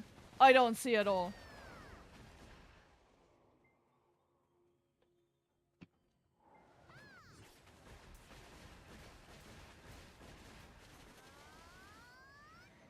I mean, this is a bit of a reason why I don't like MMO isekais and power characters like that. They do the job with one hit, like they lower the HP, power, everything with one hit, and then they fight in that 1 HP for so much. I'm like, why? I mean, just why? He's taking hits, not losing HP. Because come on, let's be honest. You are in the mouth of a Cerberus or any other mythical mob that you can think of, dragon or anything. If you are in that mouth, teeth, tongue, everything, will move. You cannot not take damage. Yeah, exactly. Something has to happen, at least damage That's over the time. deal. That's the deal. Which is why I say they didn't think their own fights through. They went just for certain aspects to have some cheap thrill for the audience, but to have something on the scale of the source material where he uses this fight actually to test out some strategies, some abilities that he has acquired, such as this healing stuff, where he wants to test it in full length in a fight with a boss. This is the premise of this fight in the manhua. And in the anime, it's just not there. We encounter the beast, it's just another boss fight like before with the snake. And yeah, we go with the same tactics, with the same mindset, and the same outcome. In between, with some cringe dialogue, because we cannot go without it, apparently. We need to have this there all the time. Some sort of motivational speech that becomes just boring. At this point, when it happened for the third time, I really was at my sofa being like, and here we go again. Haven't we had this before already? Wait, yes, we had. Yep. But it's okay, it's repetitive, but It's becoming annoying. I don't mind if you need some motivational speech, especially with a protagonist that is all the time alone to keep him going. Because, yeah, the mental state in a fight is very important. But if you just repeat the cycle of first you freak out and then you make a speech about, oh, I need the strength, and with some melodrama dialogue, in order to defeat something, I don't see any progress there in character development. We let it just unfold the same way over and over.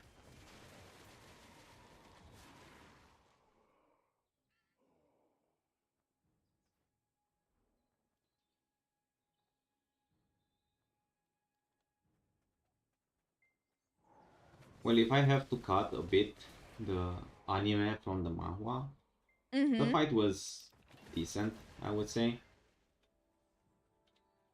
Was decent, it's fine enough. Like the Like anime, you said, some animations are really well done. I guess you can enjoy it more, like as you said at the very beginning, if you don't know the manhwa. If this would stand for itself and there's nothing that you can compare it to. Yeah, but I'm saying that because if someone just wants to watch the anime, it's good for them. But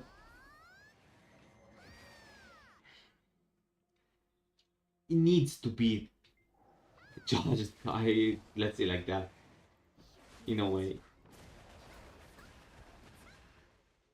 But I don't want to be too mean with adaptation series or similar stuff that have a follow-up. Well, I think we can, because for us, you know, it is a good amount of frustration. After all, we waited for like over 2 years or something, and we really thought, as the fan community, that we would get something on high stakes, something on the level of Attack on Titan or Demon Slayer, with a very distinctive look, something that will go viral on the internet, and now all of this weight was actually leading to something pretty mediocre and lukewarm. It was not worth the hype. It was not worth the wait where you were just hoping that you get presented with an adaptation that will blow your mind. Yeah, And it when is deserved that they get a shitstorm for it.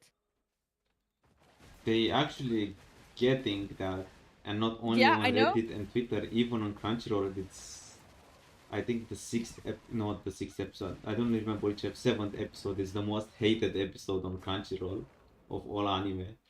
Yeah, And like, it's deserved. what? It is just deserved. Like, really, what the heck, guys?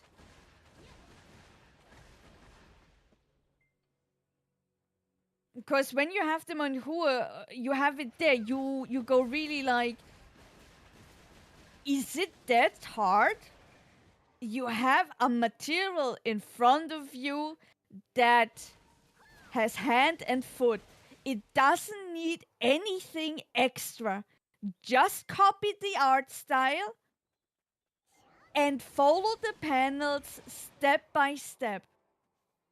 Copy pasta. It copy pasta, exactly. It would be enough. You would have such a success at your hands.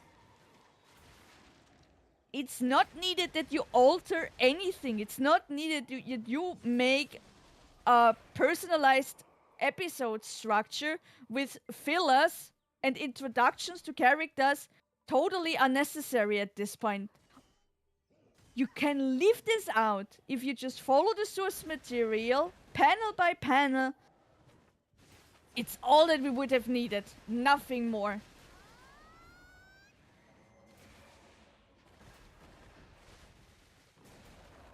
Yeah, but I'm Which to pretty. me makes this all, sorry, just saying. It makes it to me all so much more sad. Because I think the audience, we just see how easy it could have been to have something on a great scale.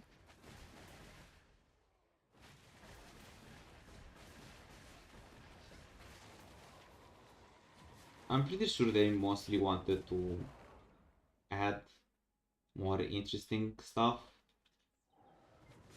to the anime and give more Why information. more interesting? I There is such a big hype with the source material. It got praised to high heavens. What do you need more interesting?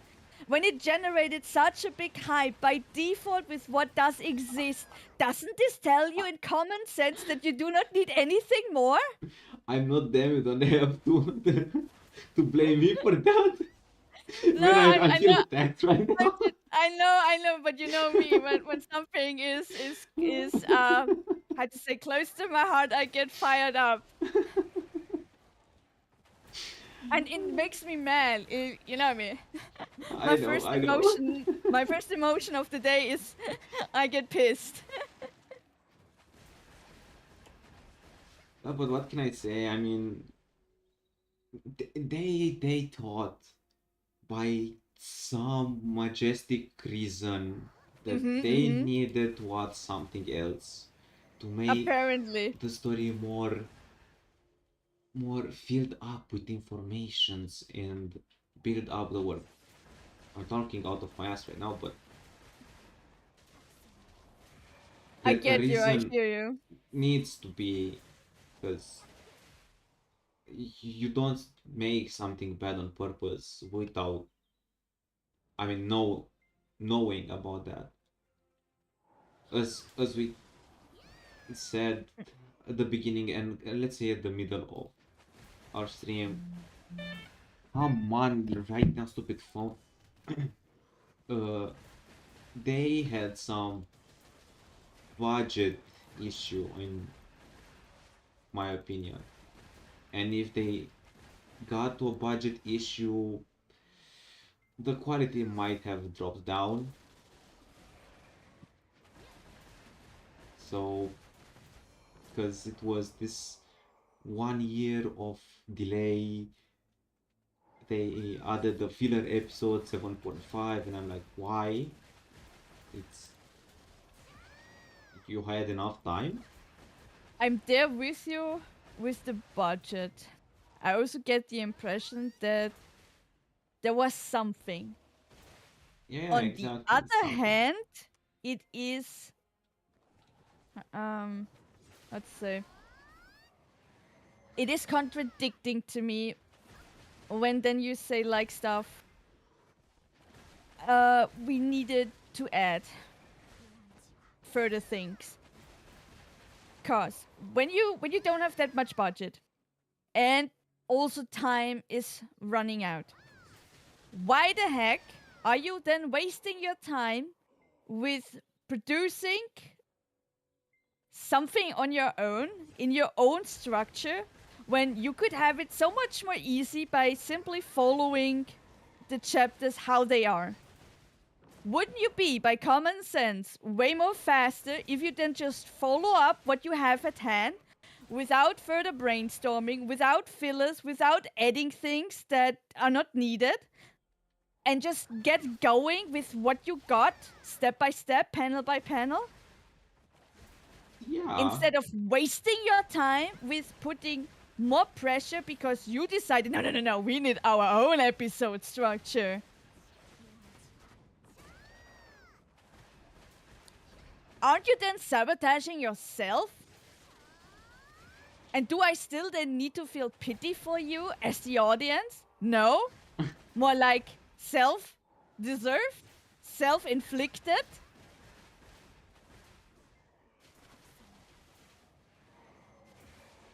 I mean, To me, as the audience, don't come to me with, oh guys, the deadline, we didn't know anymore what to do. And then I see the final product and I just see how much you wasted your own time because you had the audacity to do it in a way that was not asked. And then you still demand pity from me? Sure not, guys. You brought this to your own. It's apparent. It's very obvious. yeah, Don't come whining to me later on because you bursted up yourself. It's obvious, and a lot of people think like this. Like, it's not a question if or not. Like, people don't like what they did right now, and it shows. It does. And it is something that is happening in the industry very often left and right. With anime, with films, and also with series, is that later on, as the audience, we get some excuses why this or that happened, and we should feel inclined to give some sort of story to the people when it is very clear that this was self-inflicted. And if you can't do it, don't try later on to reach out to your audiences and demand some pity. This is not my job to do. If you can't handle your own project, then man up to it, please. We just have to see the last 3 episodes how they end, but getting good in the last 3 episodes is not something that I like. Even if they, for some sort of miraculous reason, can get it right, this is too late. Not after freaking 9 episodes where I just sit there very unimpressed. Yeah, I mean, it's a long time to... I mean, usually when I watch an anime, I'm just watching first 3 episodes. Do I like them? Yes, I continue. I don't, I stop. It's meh, I give it 2 or 3 more episodes. It's very funny that you say it like this because after 3 episodes I was like meh and I should have stopped, but I was like no, I give this to me because I want to know what they have done. I've waited for this adaptation so long. Yeah, when I wait for something, I don't care if it's bad or And not. now I'm I just just want watching. to sit there in the boat with everybody else being like, are you all as disappointed as I am?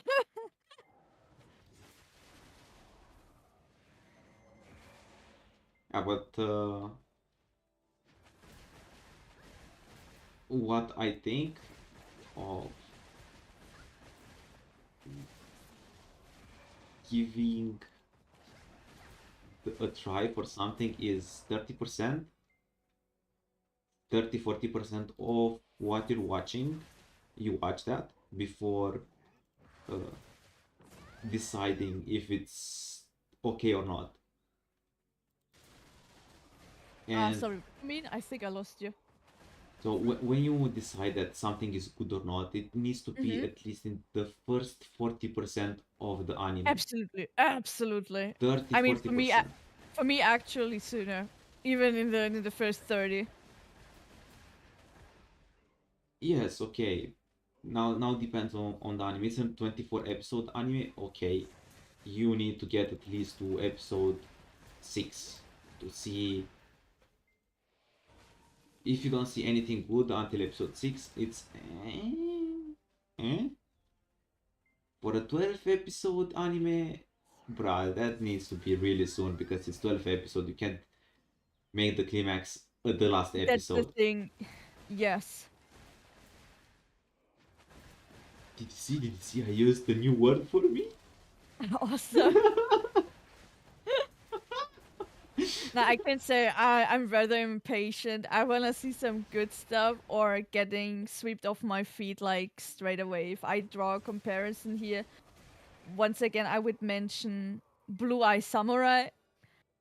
First episode, first couple of seconds, what I saw, it sparkled for me, and I knew, yup, this is my jam, this is good shit, I wanna continue.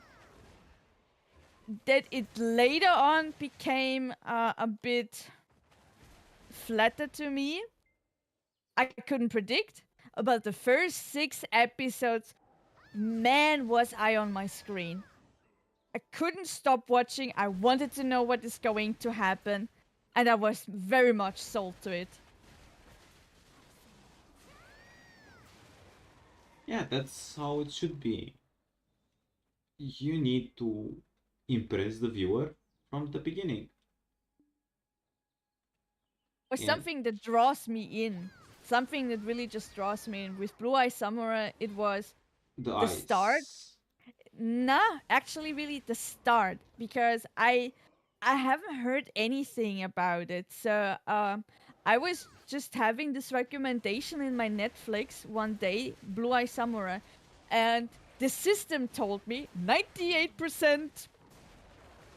What is it called again? That it lines up with my taste. I was like, okay, the system thinks I will like this. Yeah, why not? Let's give it a shot. The title, Blue Eye Samurai, already sounds cool. I didn't know that this is actually a woman, but in the first couple of seconds, I figured, damn, this is actually a woman. And I really loved her style. Good for you. This, the straw hat with the cape and those glasses. I was like, I get this. And I really like that. Later on, I got a bit disappointed that she leaves it all out.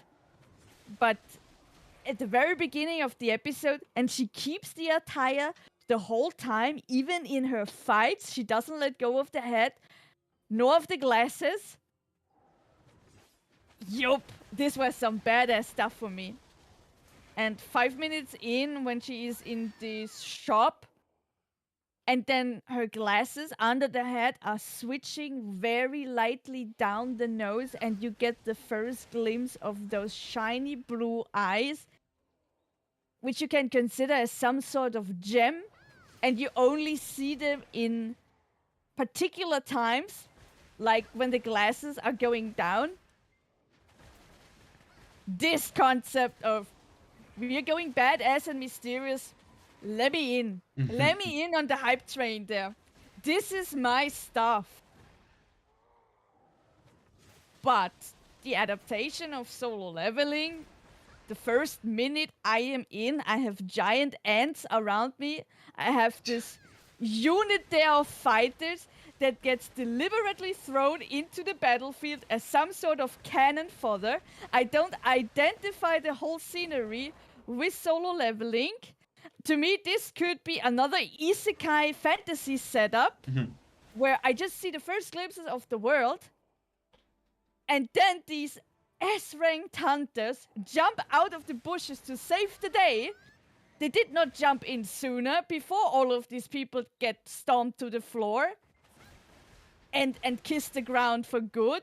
We're starting to get devoured by the beasts. Because nah, guys, this is the first scene. We need blood and gore from the very beginning. Otherwise, we will not hold the attention of our audience.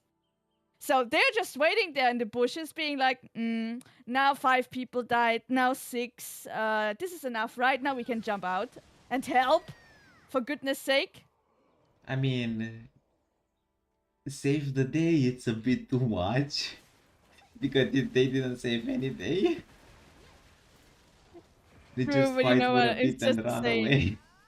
Yeah, but I mean, when you think about the whole setup, it becomes so ridiculous because you know that they are there already. It's not like that the S-ranked hunters got ported to the scene via teleport or some sort. They were already somewhere near around. Like literally, I would guess in the trees and just watching this scene being unfold in front of them up until the point where they're like, yeah, okay, now enough people are on the brink of death.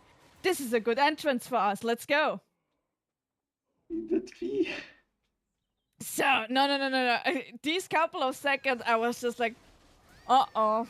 I see the direction where this is going. This will not be a blast.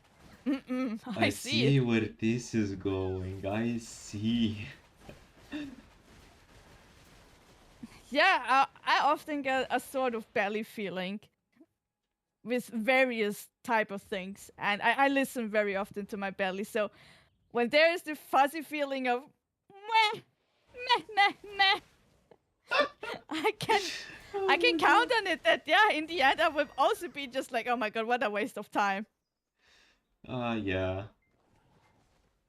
Sometimes you can see it right away if it's good or not. Sometimes it needs a bit more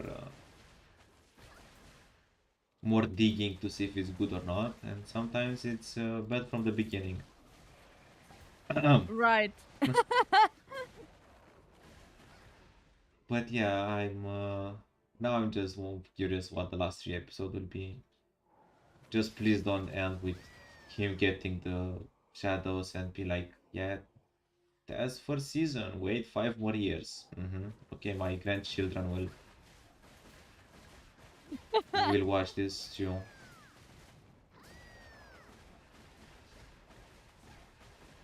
Why are there mobs that can block in this game?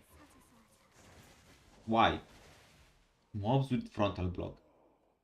Bullshit. Because why not?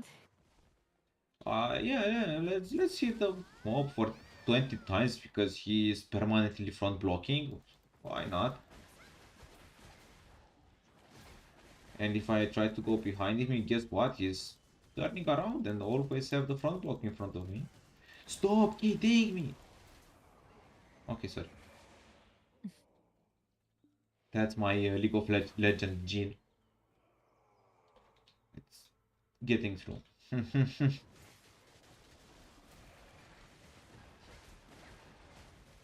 One more thing that also doesn't make sense to me in the adaptation of solo leveling is why they're actually sabotaging themselves with the fight scene.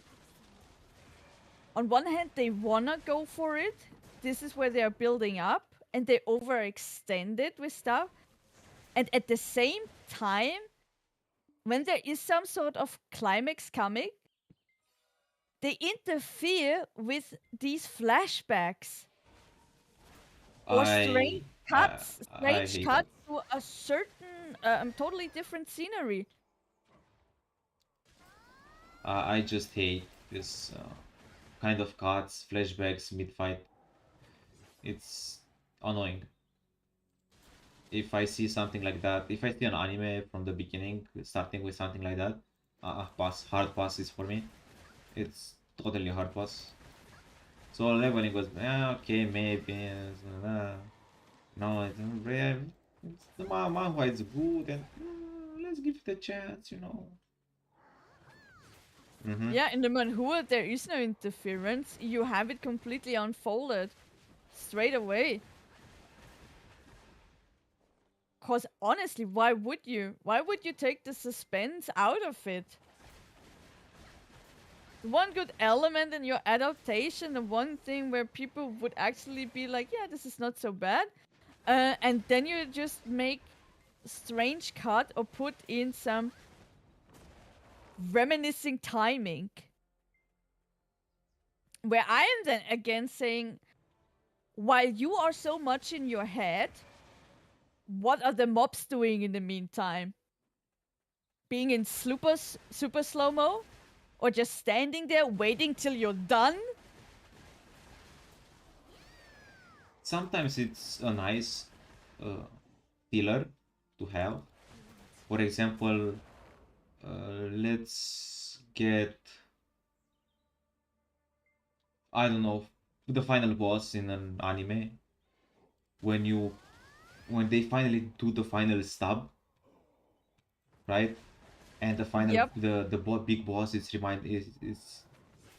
gets a reminding of how it felt before getting the evil guy in the anime, you know? Right, not saying that it is every time bad. It's just another layer in this particular adaptation where it felt off. It was not timed well. It felt Yeah, like interference.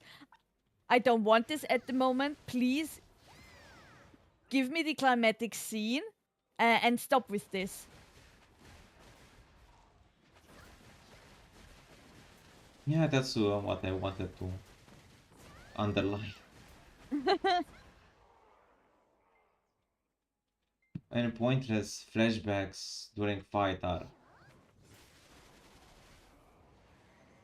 Especially if they are not there in the source material. There you have the full fight in very amazing panels. Part of the reason why it received so much praise and hype, because yeah, the fight scenes there, even though it's just drawn, it's just unmoving pictures, it still captivates you on a great degree. And it is super fun to look over it and get absorbed into it.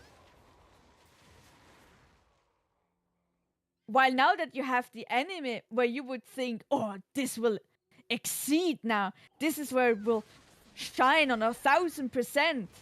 Because yeah, now you have the anime Graphics and side. the animation, exactly. Exactly.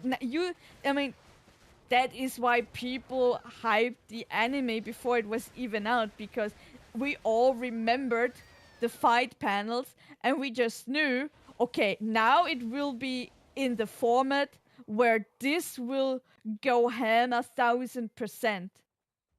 It will move, there will be animation, it will be super dynamic, you have a great music score in the background. Oh, damn. This is copium, you know? Now we will have the real deal. But nah, guess what? Nah, better go back to the manhua because Yep, like let's get a peek back when we said that the manhwa was the Sword Art Online that everyone wanted. Yeah. yeah, sure. Anime, no. I think Sword Art Online is way better than Solo Leveling, the anime. Oh yes, For me, it's totally a huge gap. it is. When we all just go to the fight of Kirito with this big blue bull boss. Oh, yeah. First of all, the music score. one of the most badass tracks that I've ever heard, and I love it to this day. A I full don't have the fight, notes, damn it. a full fight, and Kirito is not like losing his mentality in the background. He stays focused, and we have the whole battle unfolded. No interruptions, no flashbacks, nothing. Pure fight. How was it? Oh, oh, oh. I don't remember the notes, damn it. I wanted to make the sound.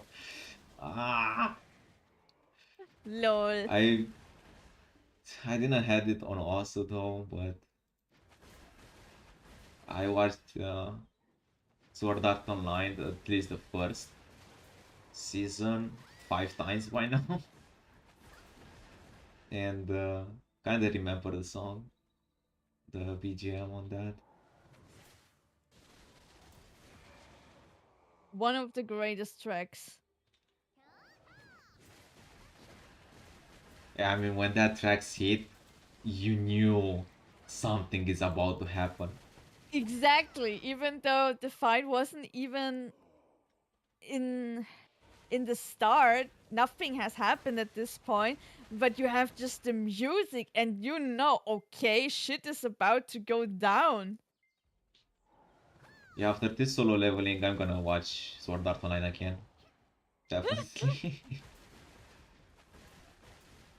Man, I wish Sword Art Online had more episodes of the aim card arc, because there were 100 floors and we got just 10-ish. Sad.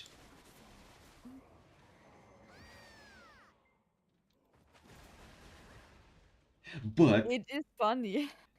I will jump a bit on Sword Art Online.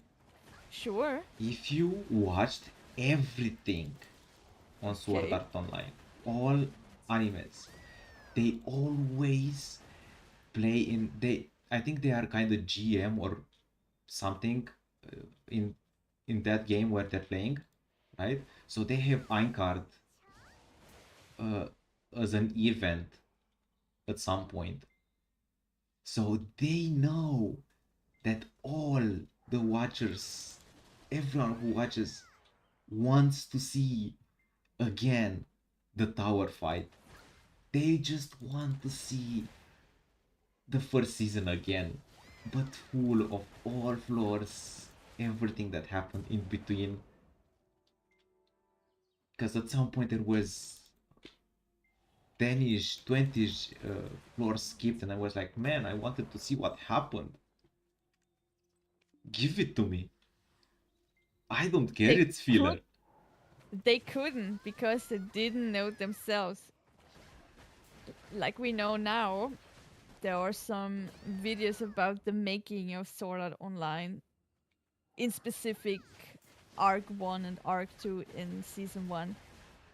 And it was brought to light that basically what they did with this anime, they had a bunch of separated ideas which they just stitched together, and for some miraculous reason, again, it worked, even though they just had patches of a vision on what to do and so on, not fully fledged out, just some part of it. And they decided to animate these patches and throw it out as a consecutive story arc. It worked. But It is man, one of these rare occasions where people had just some sort of a vision. They immediately went into making, and then it's kept being good. I have to be honest, I'm so tempted to buy the game. Okay. I just want to do all the floors by myself. I just want to hamster myself. In that, it's single player-ish because it has some co-op, I think, at some point.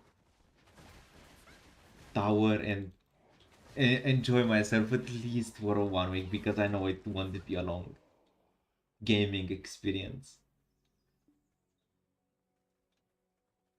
But we all know we're waiting the VR thing to be a real thing. That's our gamer goal. Yep. Right, so this will still take a good amount of time. Why my character is trolling me, man? It did the jumpy that I got the rare item and it's the belt, is not the item for the pod. Eh.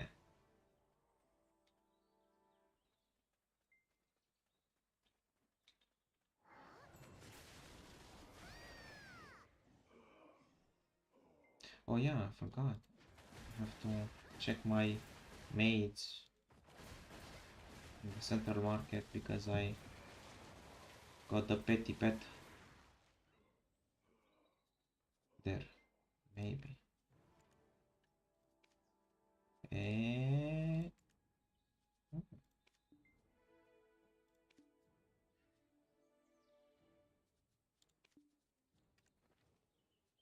Let's get this. Okay, it doesn't work.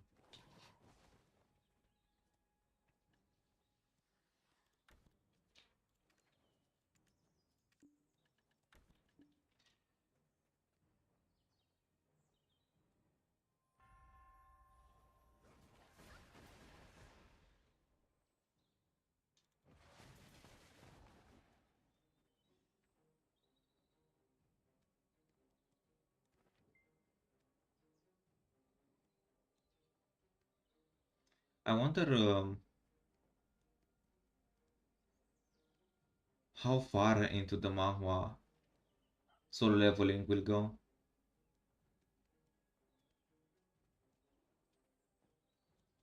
At this point, I would guess. I mean, it depends now how much more episodes we will receive. It's 12 episodes total. Yeah, then maybe up until chapter 50 to 60.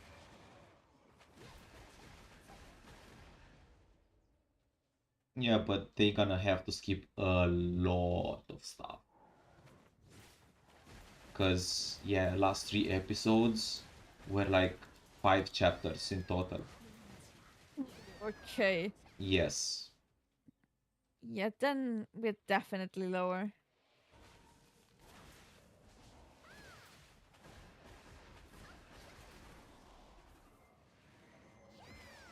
I mean, it's not even clear what they think at this point anymore. They want to stretch the anime, they just want to fill it with fillers, they want what? For me, it's a mental mess. I don't even want to understand what they want to do at this point. Just give me content I'm gonna watch and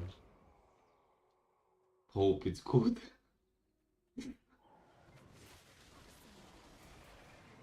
I would just keep to the end, only to know what they did with it with the last episodes, so that I can whine with other people of how bad this is, Nah, true. but not actually because I really want to know.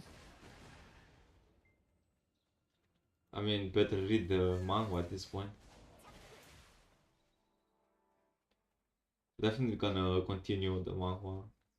I think it will throw a lot of people to the manhwa.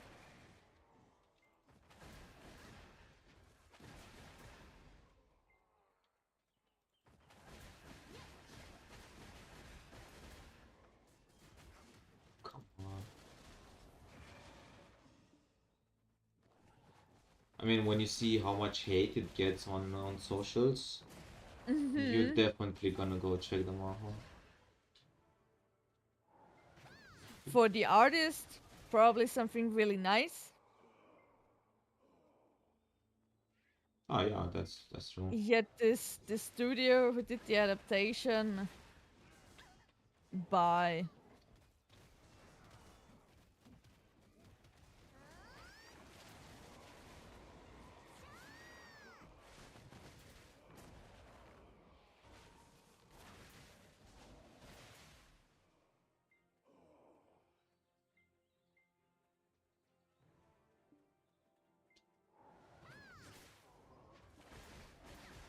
It just is really disappointing. You could have thought that in 2024 you would be really happy because there comes another show that will sweep you off your feet. And then you end up with that. I mean, there are a lot of shows that have come this season which are really, really good in comparison to Solo Leveling. It's not the Of same course, there's other genre, stuff. but damn, and each season, like, I'm overwhelmed with how many anime I'm adding to my list, and when they kind of reach this uh, this episode, kind of this period of each thingy, I start to watch all of them because I don't like to wait like actually 1 month to come on. Why this guy is pulling my mouse? One 1 month for 3 months for a 12 episode, I think, right? For 8 12, yes. Yeah. So yeah, it's 3 months that I have to wait for the last episode. So if I start now when 3 episodes are left, I'm like, oh, okay, it's just 3 weeks, you know. I don't mind. I'm just piling them up. But not gonna lie, Solo Leveling was something that I was a bit hyped about since I really enjoyed the manga. I stood nights and nights reading. By the way, I'm a slow reader again, and takes some time for me to read. So let's say Wei read 3 pages in 1 minute. For me, it takes kind of three. Yes, don't laugh, that's true. So yeah, imagine that for me it takes a lot more time to read, and yes, I had to go to school sometimes, and I was like, oh my god, what's happened? Next page, next page, next page. Damn. It was nice though.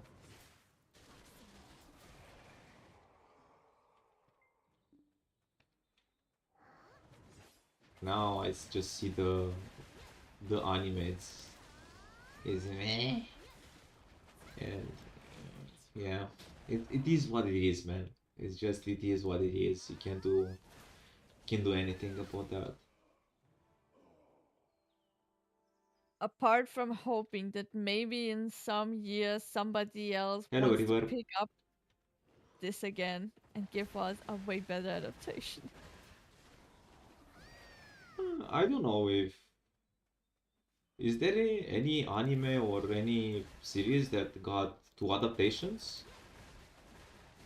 Can you let me dream, please? Thank you very much. No, but now I'm really curious. It ever happened in the history? Yes, So Your Honor, I present to you Exhibit A. yes, I'm doing the infinite potion. Kind of, Lol. but it's more lazy grind than actually a good rotation. Because I'm waiting for the drop and my pets to pick up stuff. Because yeah, I don't want to miss the shiny drop. So, to answer your question, I will just throw this in. Full Metal Alchemist.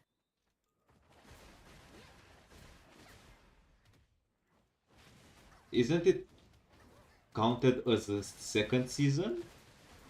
No. But I don't know you, but for me, Alchemist 1, let's say count it 1, it's a bit of a story, and Full Alchemist 2, it's more from the story than the one. It fucked my brain when I watched it, okay? I have no idea what I understood back then.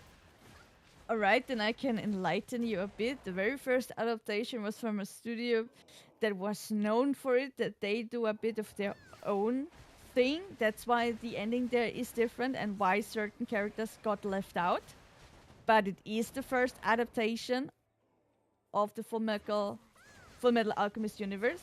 And then some years later, because a lot of people complained that we didn't get the actual side-to-side thing from the manga, we demand that you make something new again, which comes closer to the books, and they did it. That is why we got Full Metal Alchemist Brotherhood. And now we have a community that is divided between what is better. I usually pop my loot, my loot scroll here, but now that I'm talking, I'm paying more attention to the talk and I'm not watching actually the screen that much. So yeah, I'm popping the loot scroll when I'm more into the grind than talk.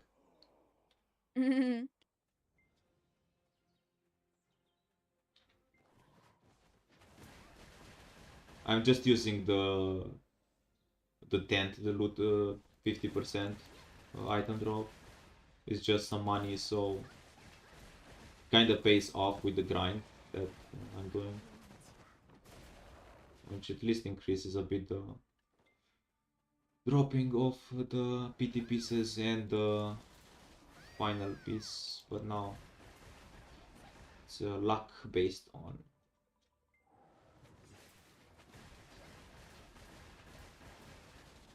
And I wish I just got the pieces that I need, like I got from the Blood Wolves in 30 minutes. I just popped one.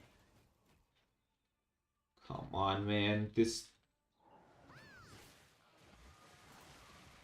30 minutes of grind and easy peasy. Yes, there is the drop event, but I got that 2 weeks ago, I think. Don't remember when I got that.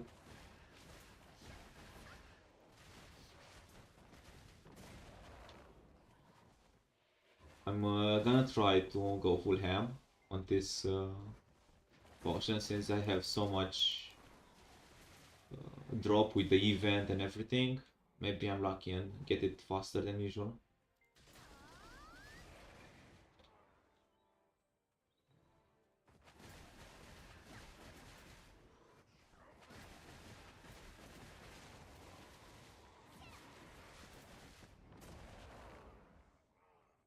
See, the pets are really slow and I'm too lazy to pick myself the thingies.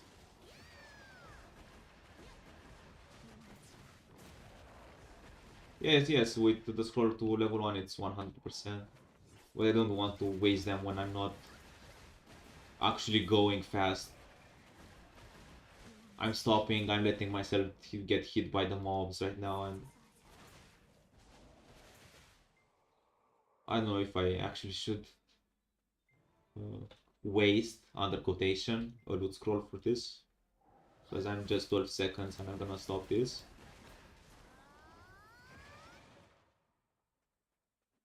Actually, I could have used one, it's not a big deal. I get 2 of them every day, you know, 1 of them. And now showing my 168 loot scrolls in my inventory.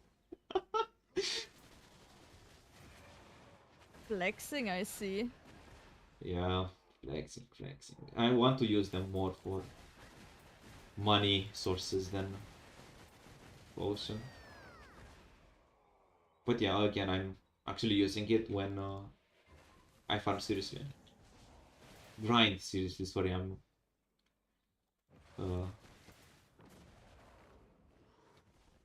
used with another vocabulary here.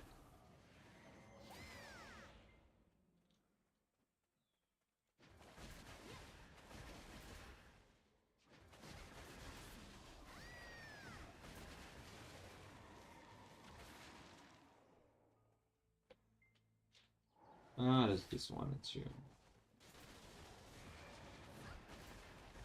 Maybe unlucky. Come on, pick that. That.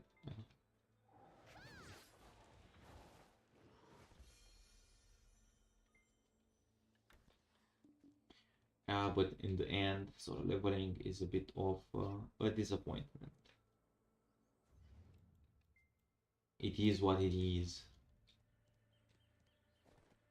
Nothing can be done anymore. They starting publishing it, they did what they could. Still gonna read the manga anyway.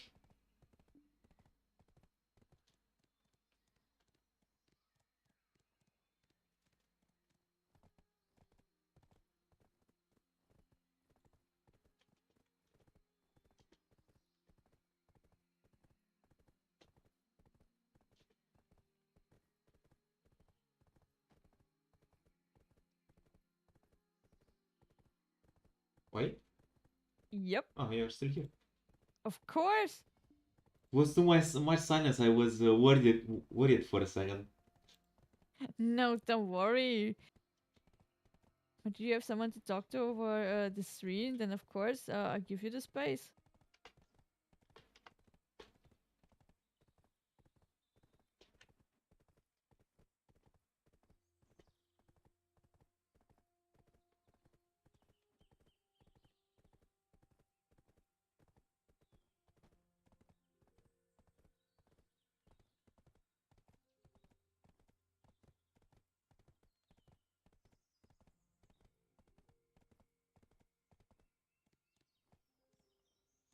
Okay, let me see everything and see how much do I still have to farm.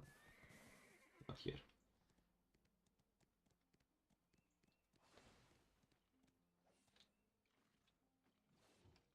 I guess you hate me now too. Just like everyone else.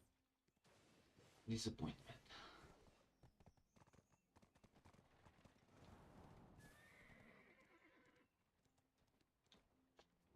They call me a slow Where do I have the... all the while they just continue Yeah. being stupid.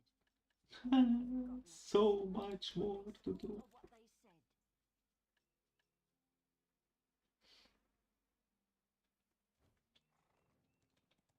At the start, it's a hustle. Yeah. I'm gonna have grandkids before I'm gonna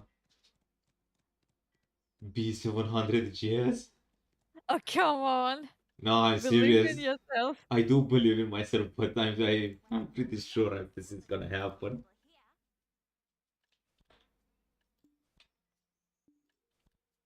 And there is a way, trust me. There is a way, and it's voice with me. Lol.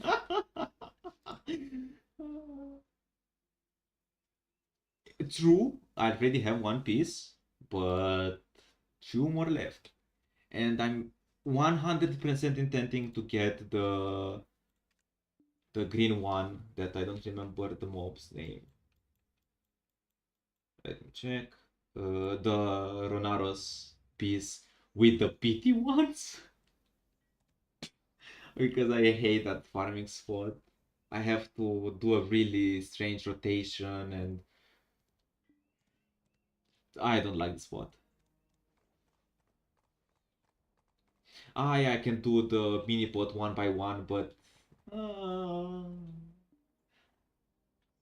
you know, the big one looks better, and Always. I still have to spam it anyway because my fairy is not intelligent enough to use pots for me yet. I have two of the Thea's orb, and as soon as I make a tire for fairy, I will the automatic pot will be my main thingy because I don't want to smash my key. Yeah, my fairy right now it's extremely useless. Let's not say useless because I have the fairy tier that saves me one death of XP. Where the heck am I going? Let me check really fast when Garmot is spawning.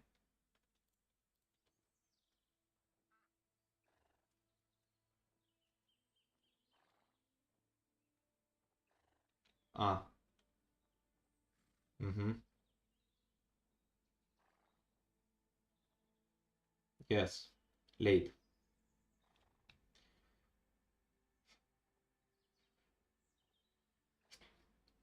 Tomorrow?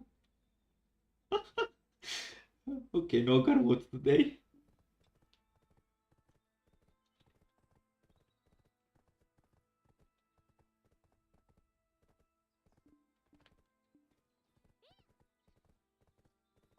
We mentioned a lot Sword Art Online, right? Of So course. Yeah, we did mention. we all know that first arc is the most important one and the best one.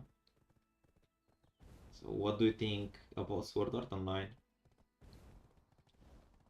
I really liked the first arc. Back in the days, it was kind of like the first time where you got this trope with gaming that a protagonist gets, in a way, ported into a game world, but not really. It's just that they have a technology that makes it happen, that you can just transform I your can do one fairy. consciousness into a game mode. So it got me. Nowadays, with all of this isekai stuff, it feels just like something you have encountered before, but what is this now? 12, 13 years ago? It was a concept that was not prominent all over the place.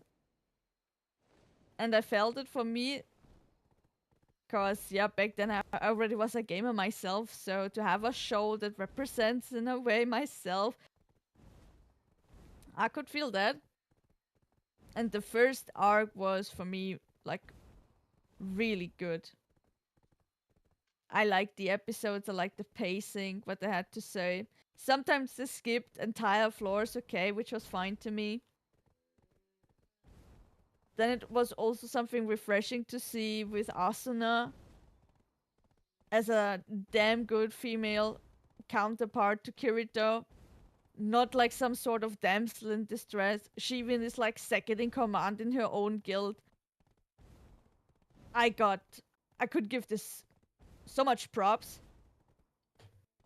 And then in the second arc, she becomes exactly just a damsel which needs to get rescued from this tower like a Rapunzel. But okay, let's not about that. Yes. I mean, when I've seen Sword Art Online for the first time, I was like, damn. Why this doesn't exist in my world? Yep, it was some sort of glimpse to the future where many of the gamers went like, I need this. I need this right now, exactly to this extent, except the dying part. I don't give a shit even with the dying part, to be honest. Mm-mm. For me, as I enjoy so much Souls-like games, that will be such a thrill. It will be terrifying, I won't lie about that. I will be Mm-hmm. scared and afraid in everything I'm gonna do. Mm-hmm. But if I'm gonna survive that game, I'm gonna be such a badass. And I'm gonna flex about that. I'm not gonna be, oh my god, that was terrifying. That was not terrifying. That was how can I say, emotional damage and blah blah blah. I need I don't know, something. Yeah, okay, it's bad for the body that you're so much in the game and you can't get out and do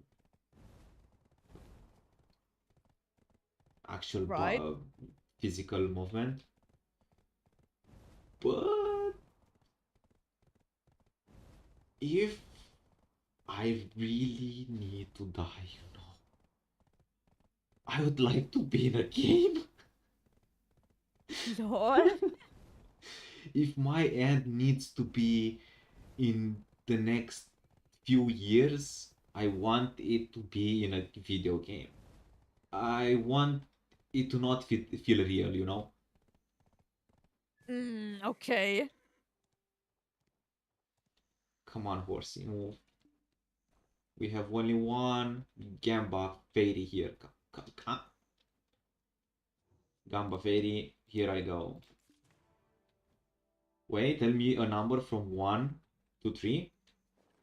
2, And now tell me another number from 1 to 9. 6. 26. Okay. So when the timer hits 26, I'm gonna stop the wheel. Bam! 26. What the heck? And... oh, faint. Unlucky. Nah. Better luck next time. Not gonna say that I opened like 30 fairies and not even one that was radiant. Yes, radiant. I should be able to evolve her, but I don't know. I'm afraid to mess shit up with her. I get you. So I want to have a last higher one in my inventory and then Okay, mess my okay. one, leveling this up and mess it. I If it support that. happens. I know I'm gonna waste a lot of money doing that, but it is what it is. I mean, how much is a honey thing? Oh, 5 million, something like it's that. 1 million.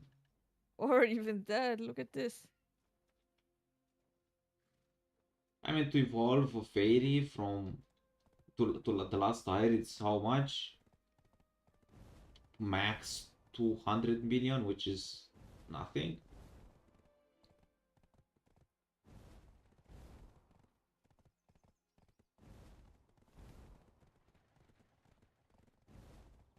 That's maybe few minutes of farm grind.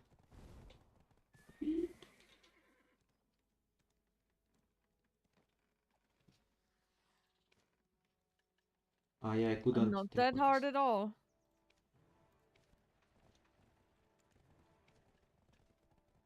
Let's collect all the freebies that the game throws at us.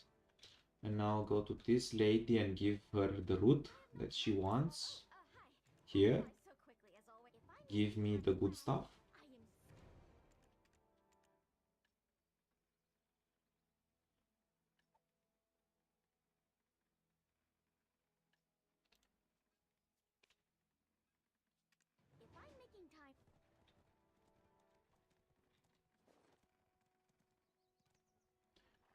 Damn it, I forgot this has timer. I hate when games add timers on your items to force to use them. I just want to be a hamster and collect everything. Can I collect a lot of items, please? Am I Certain asking? scrolls have a restriction. Yes, it's not fair.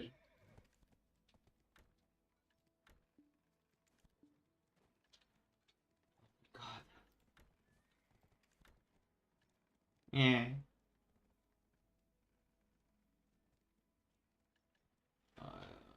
Man, so many things to do in this game. How people can manage this? Step by step. It is not a sprint, it's a marathon. It's a marathon of years. I have to catch people up and it's impossible. It's not. You can't do it. You just need a plan. What you're gonna do step by step on a daily basis, and it can work. Also, by talking to people who have done this or watch people who have done this. Believe me, I couldn't envision it for myself, but now here I am, close to 710 in about 5 months.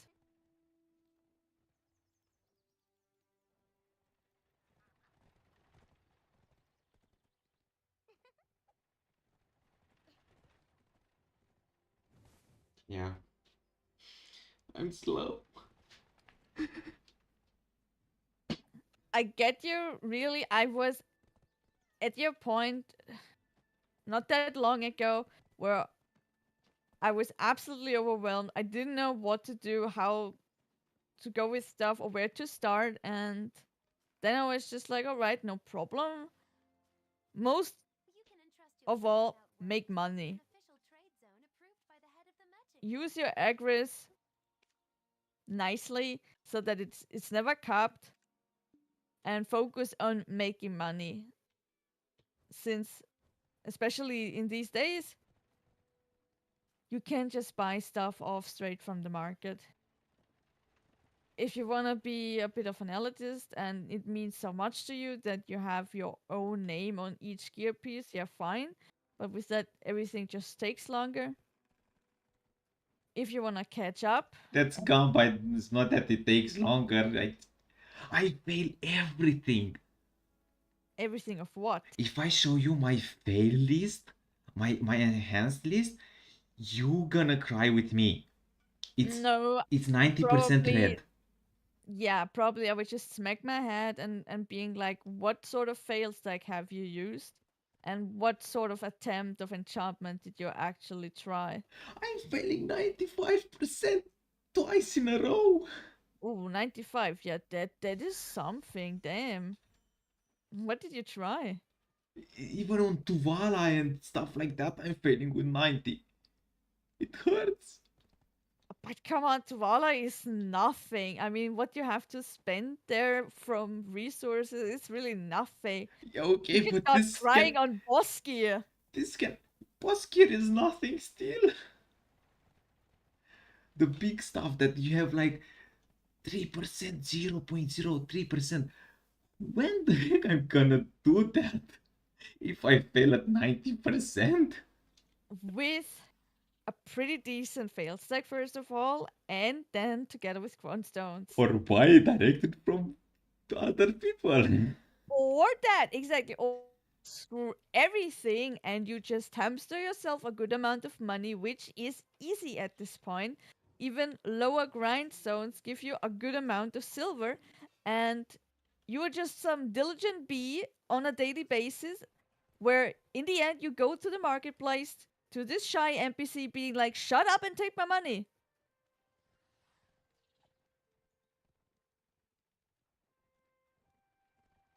Yep.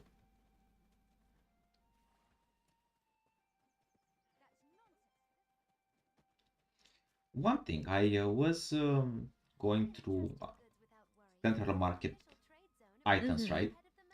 And Yeah, I went to, for example, helmets, and we have this Nebraska helmet. indeed, we have. And unless my eyes are totally Fully. destroyed, yes, we have pen, pen, pen, pen, pen, and pen, Nebraska, okay?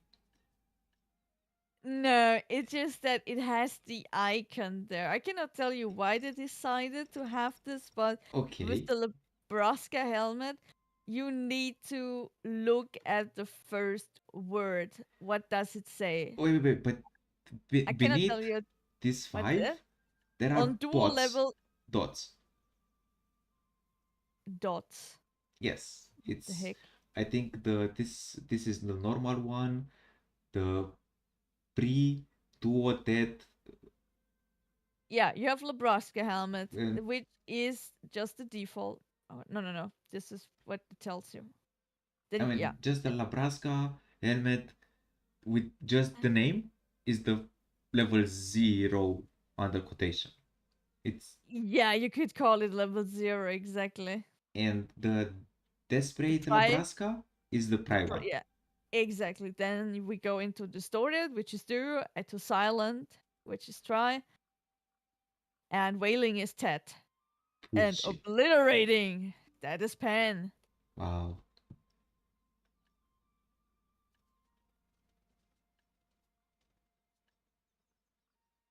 Speed duo. So again, 20 more TP? Bruh. Yep, this is one of the best level ups in my opinion. I did this myself. I just had boss gear, some regular one. This what is it called? Bag and Uragan, so kind of like the first level of it. I got me to a good grinding spot. Like, for example, I went Gaifin very often to just have a really decent amount of plain silver. And with that, I went to the marketplace place and bought stuff off directly. And in one swoop go, I had 20 more DP. This was like super Gucci. Yeah, I will definitely. I think I'm gonna buy the duo, since from duo to 3 is double the price. You can totally just start with Duo, and then you already have 2 levels up. You hamster yourself a good amount of crunch stones. You never spend them with some silly stuff. You just wait that the game is throwing things at you, together with some free costumes that you just also crack into crown stones. And when a certain level is reached, you make yourself also a nice fail stack and you just try from distorted level up to go further. And I'm telling you, it's way less sweating, way less nerve wracking when you already have 2 levels done. You can use cron stalls that guarantee you there will be no degrading. And as soon as this makes a success, you are on silent. And if you're super lucky and the game just wants to give you a good time, you even reach whaling. What's that? Huh? Reach what? Whaling. Whaling, that is the TED name Ah, just for say the number, Nebraska. please. And no, you need to get used to this. Why? Because all of your 4 pieces, from helmet to armor to gloves to the boots, they would tell you exactly these names, and you need to know that, yeah, distorted is the 3rd level, while whaling is the 4th. But it isn't easy to say pre-tet, pen, Oof. duo, 3. Get used to it.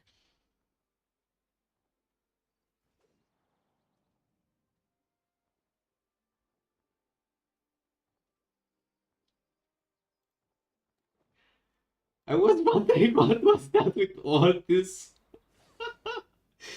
There was a tornado coming my way. I was, what the heck? Why is this tornado always coming towards me? Man, what the heck? That was.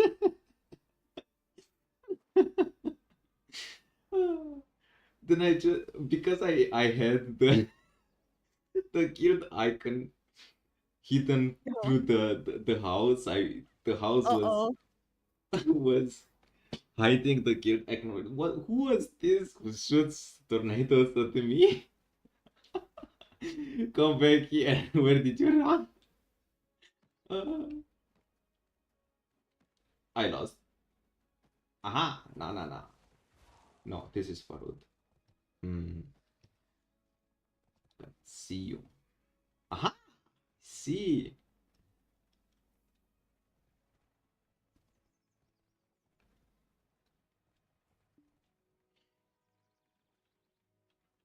Sniping from far away. I see. I see. Sneaky tactics. Yeah.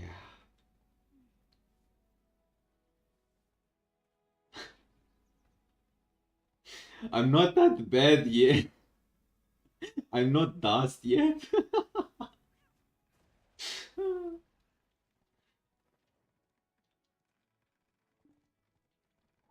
I'm in the. Okay.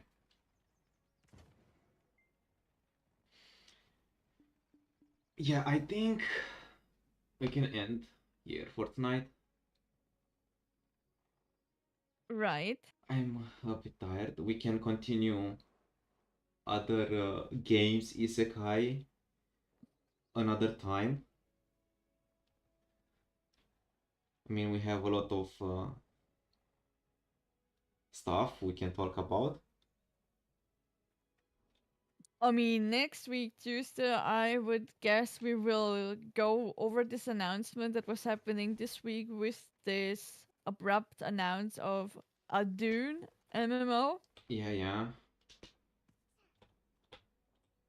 Just to talk a bit over what we see so far in this video, this stream, and the trailer that they showcased. What we think about that. Yeah, we can definitely gonna check this. And if we have time, well, maybe we're gonna jump in some other new game releases that got announced this year, last year, that should be appearing soon. TM. But yeah, thank you everyone for thank you everyone for watching and chatting with us. It's really nice to have some chat activity. Thanks. So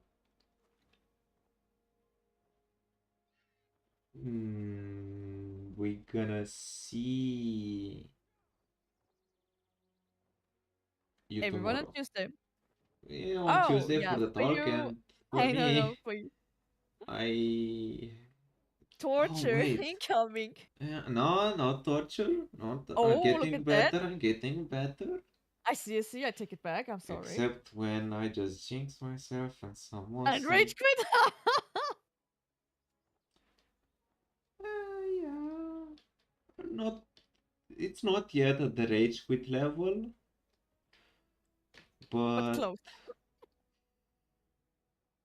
let's say close. Yes, there is a boss that I don't have no idea if I'm supposed to take it on right now or later. But we're gonna find it Whoa. out tomorrow. She's tough though. Yeah. Yep. Okay, guys, good night and have a good one. Bye. Night. Bye.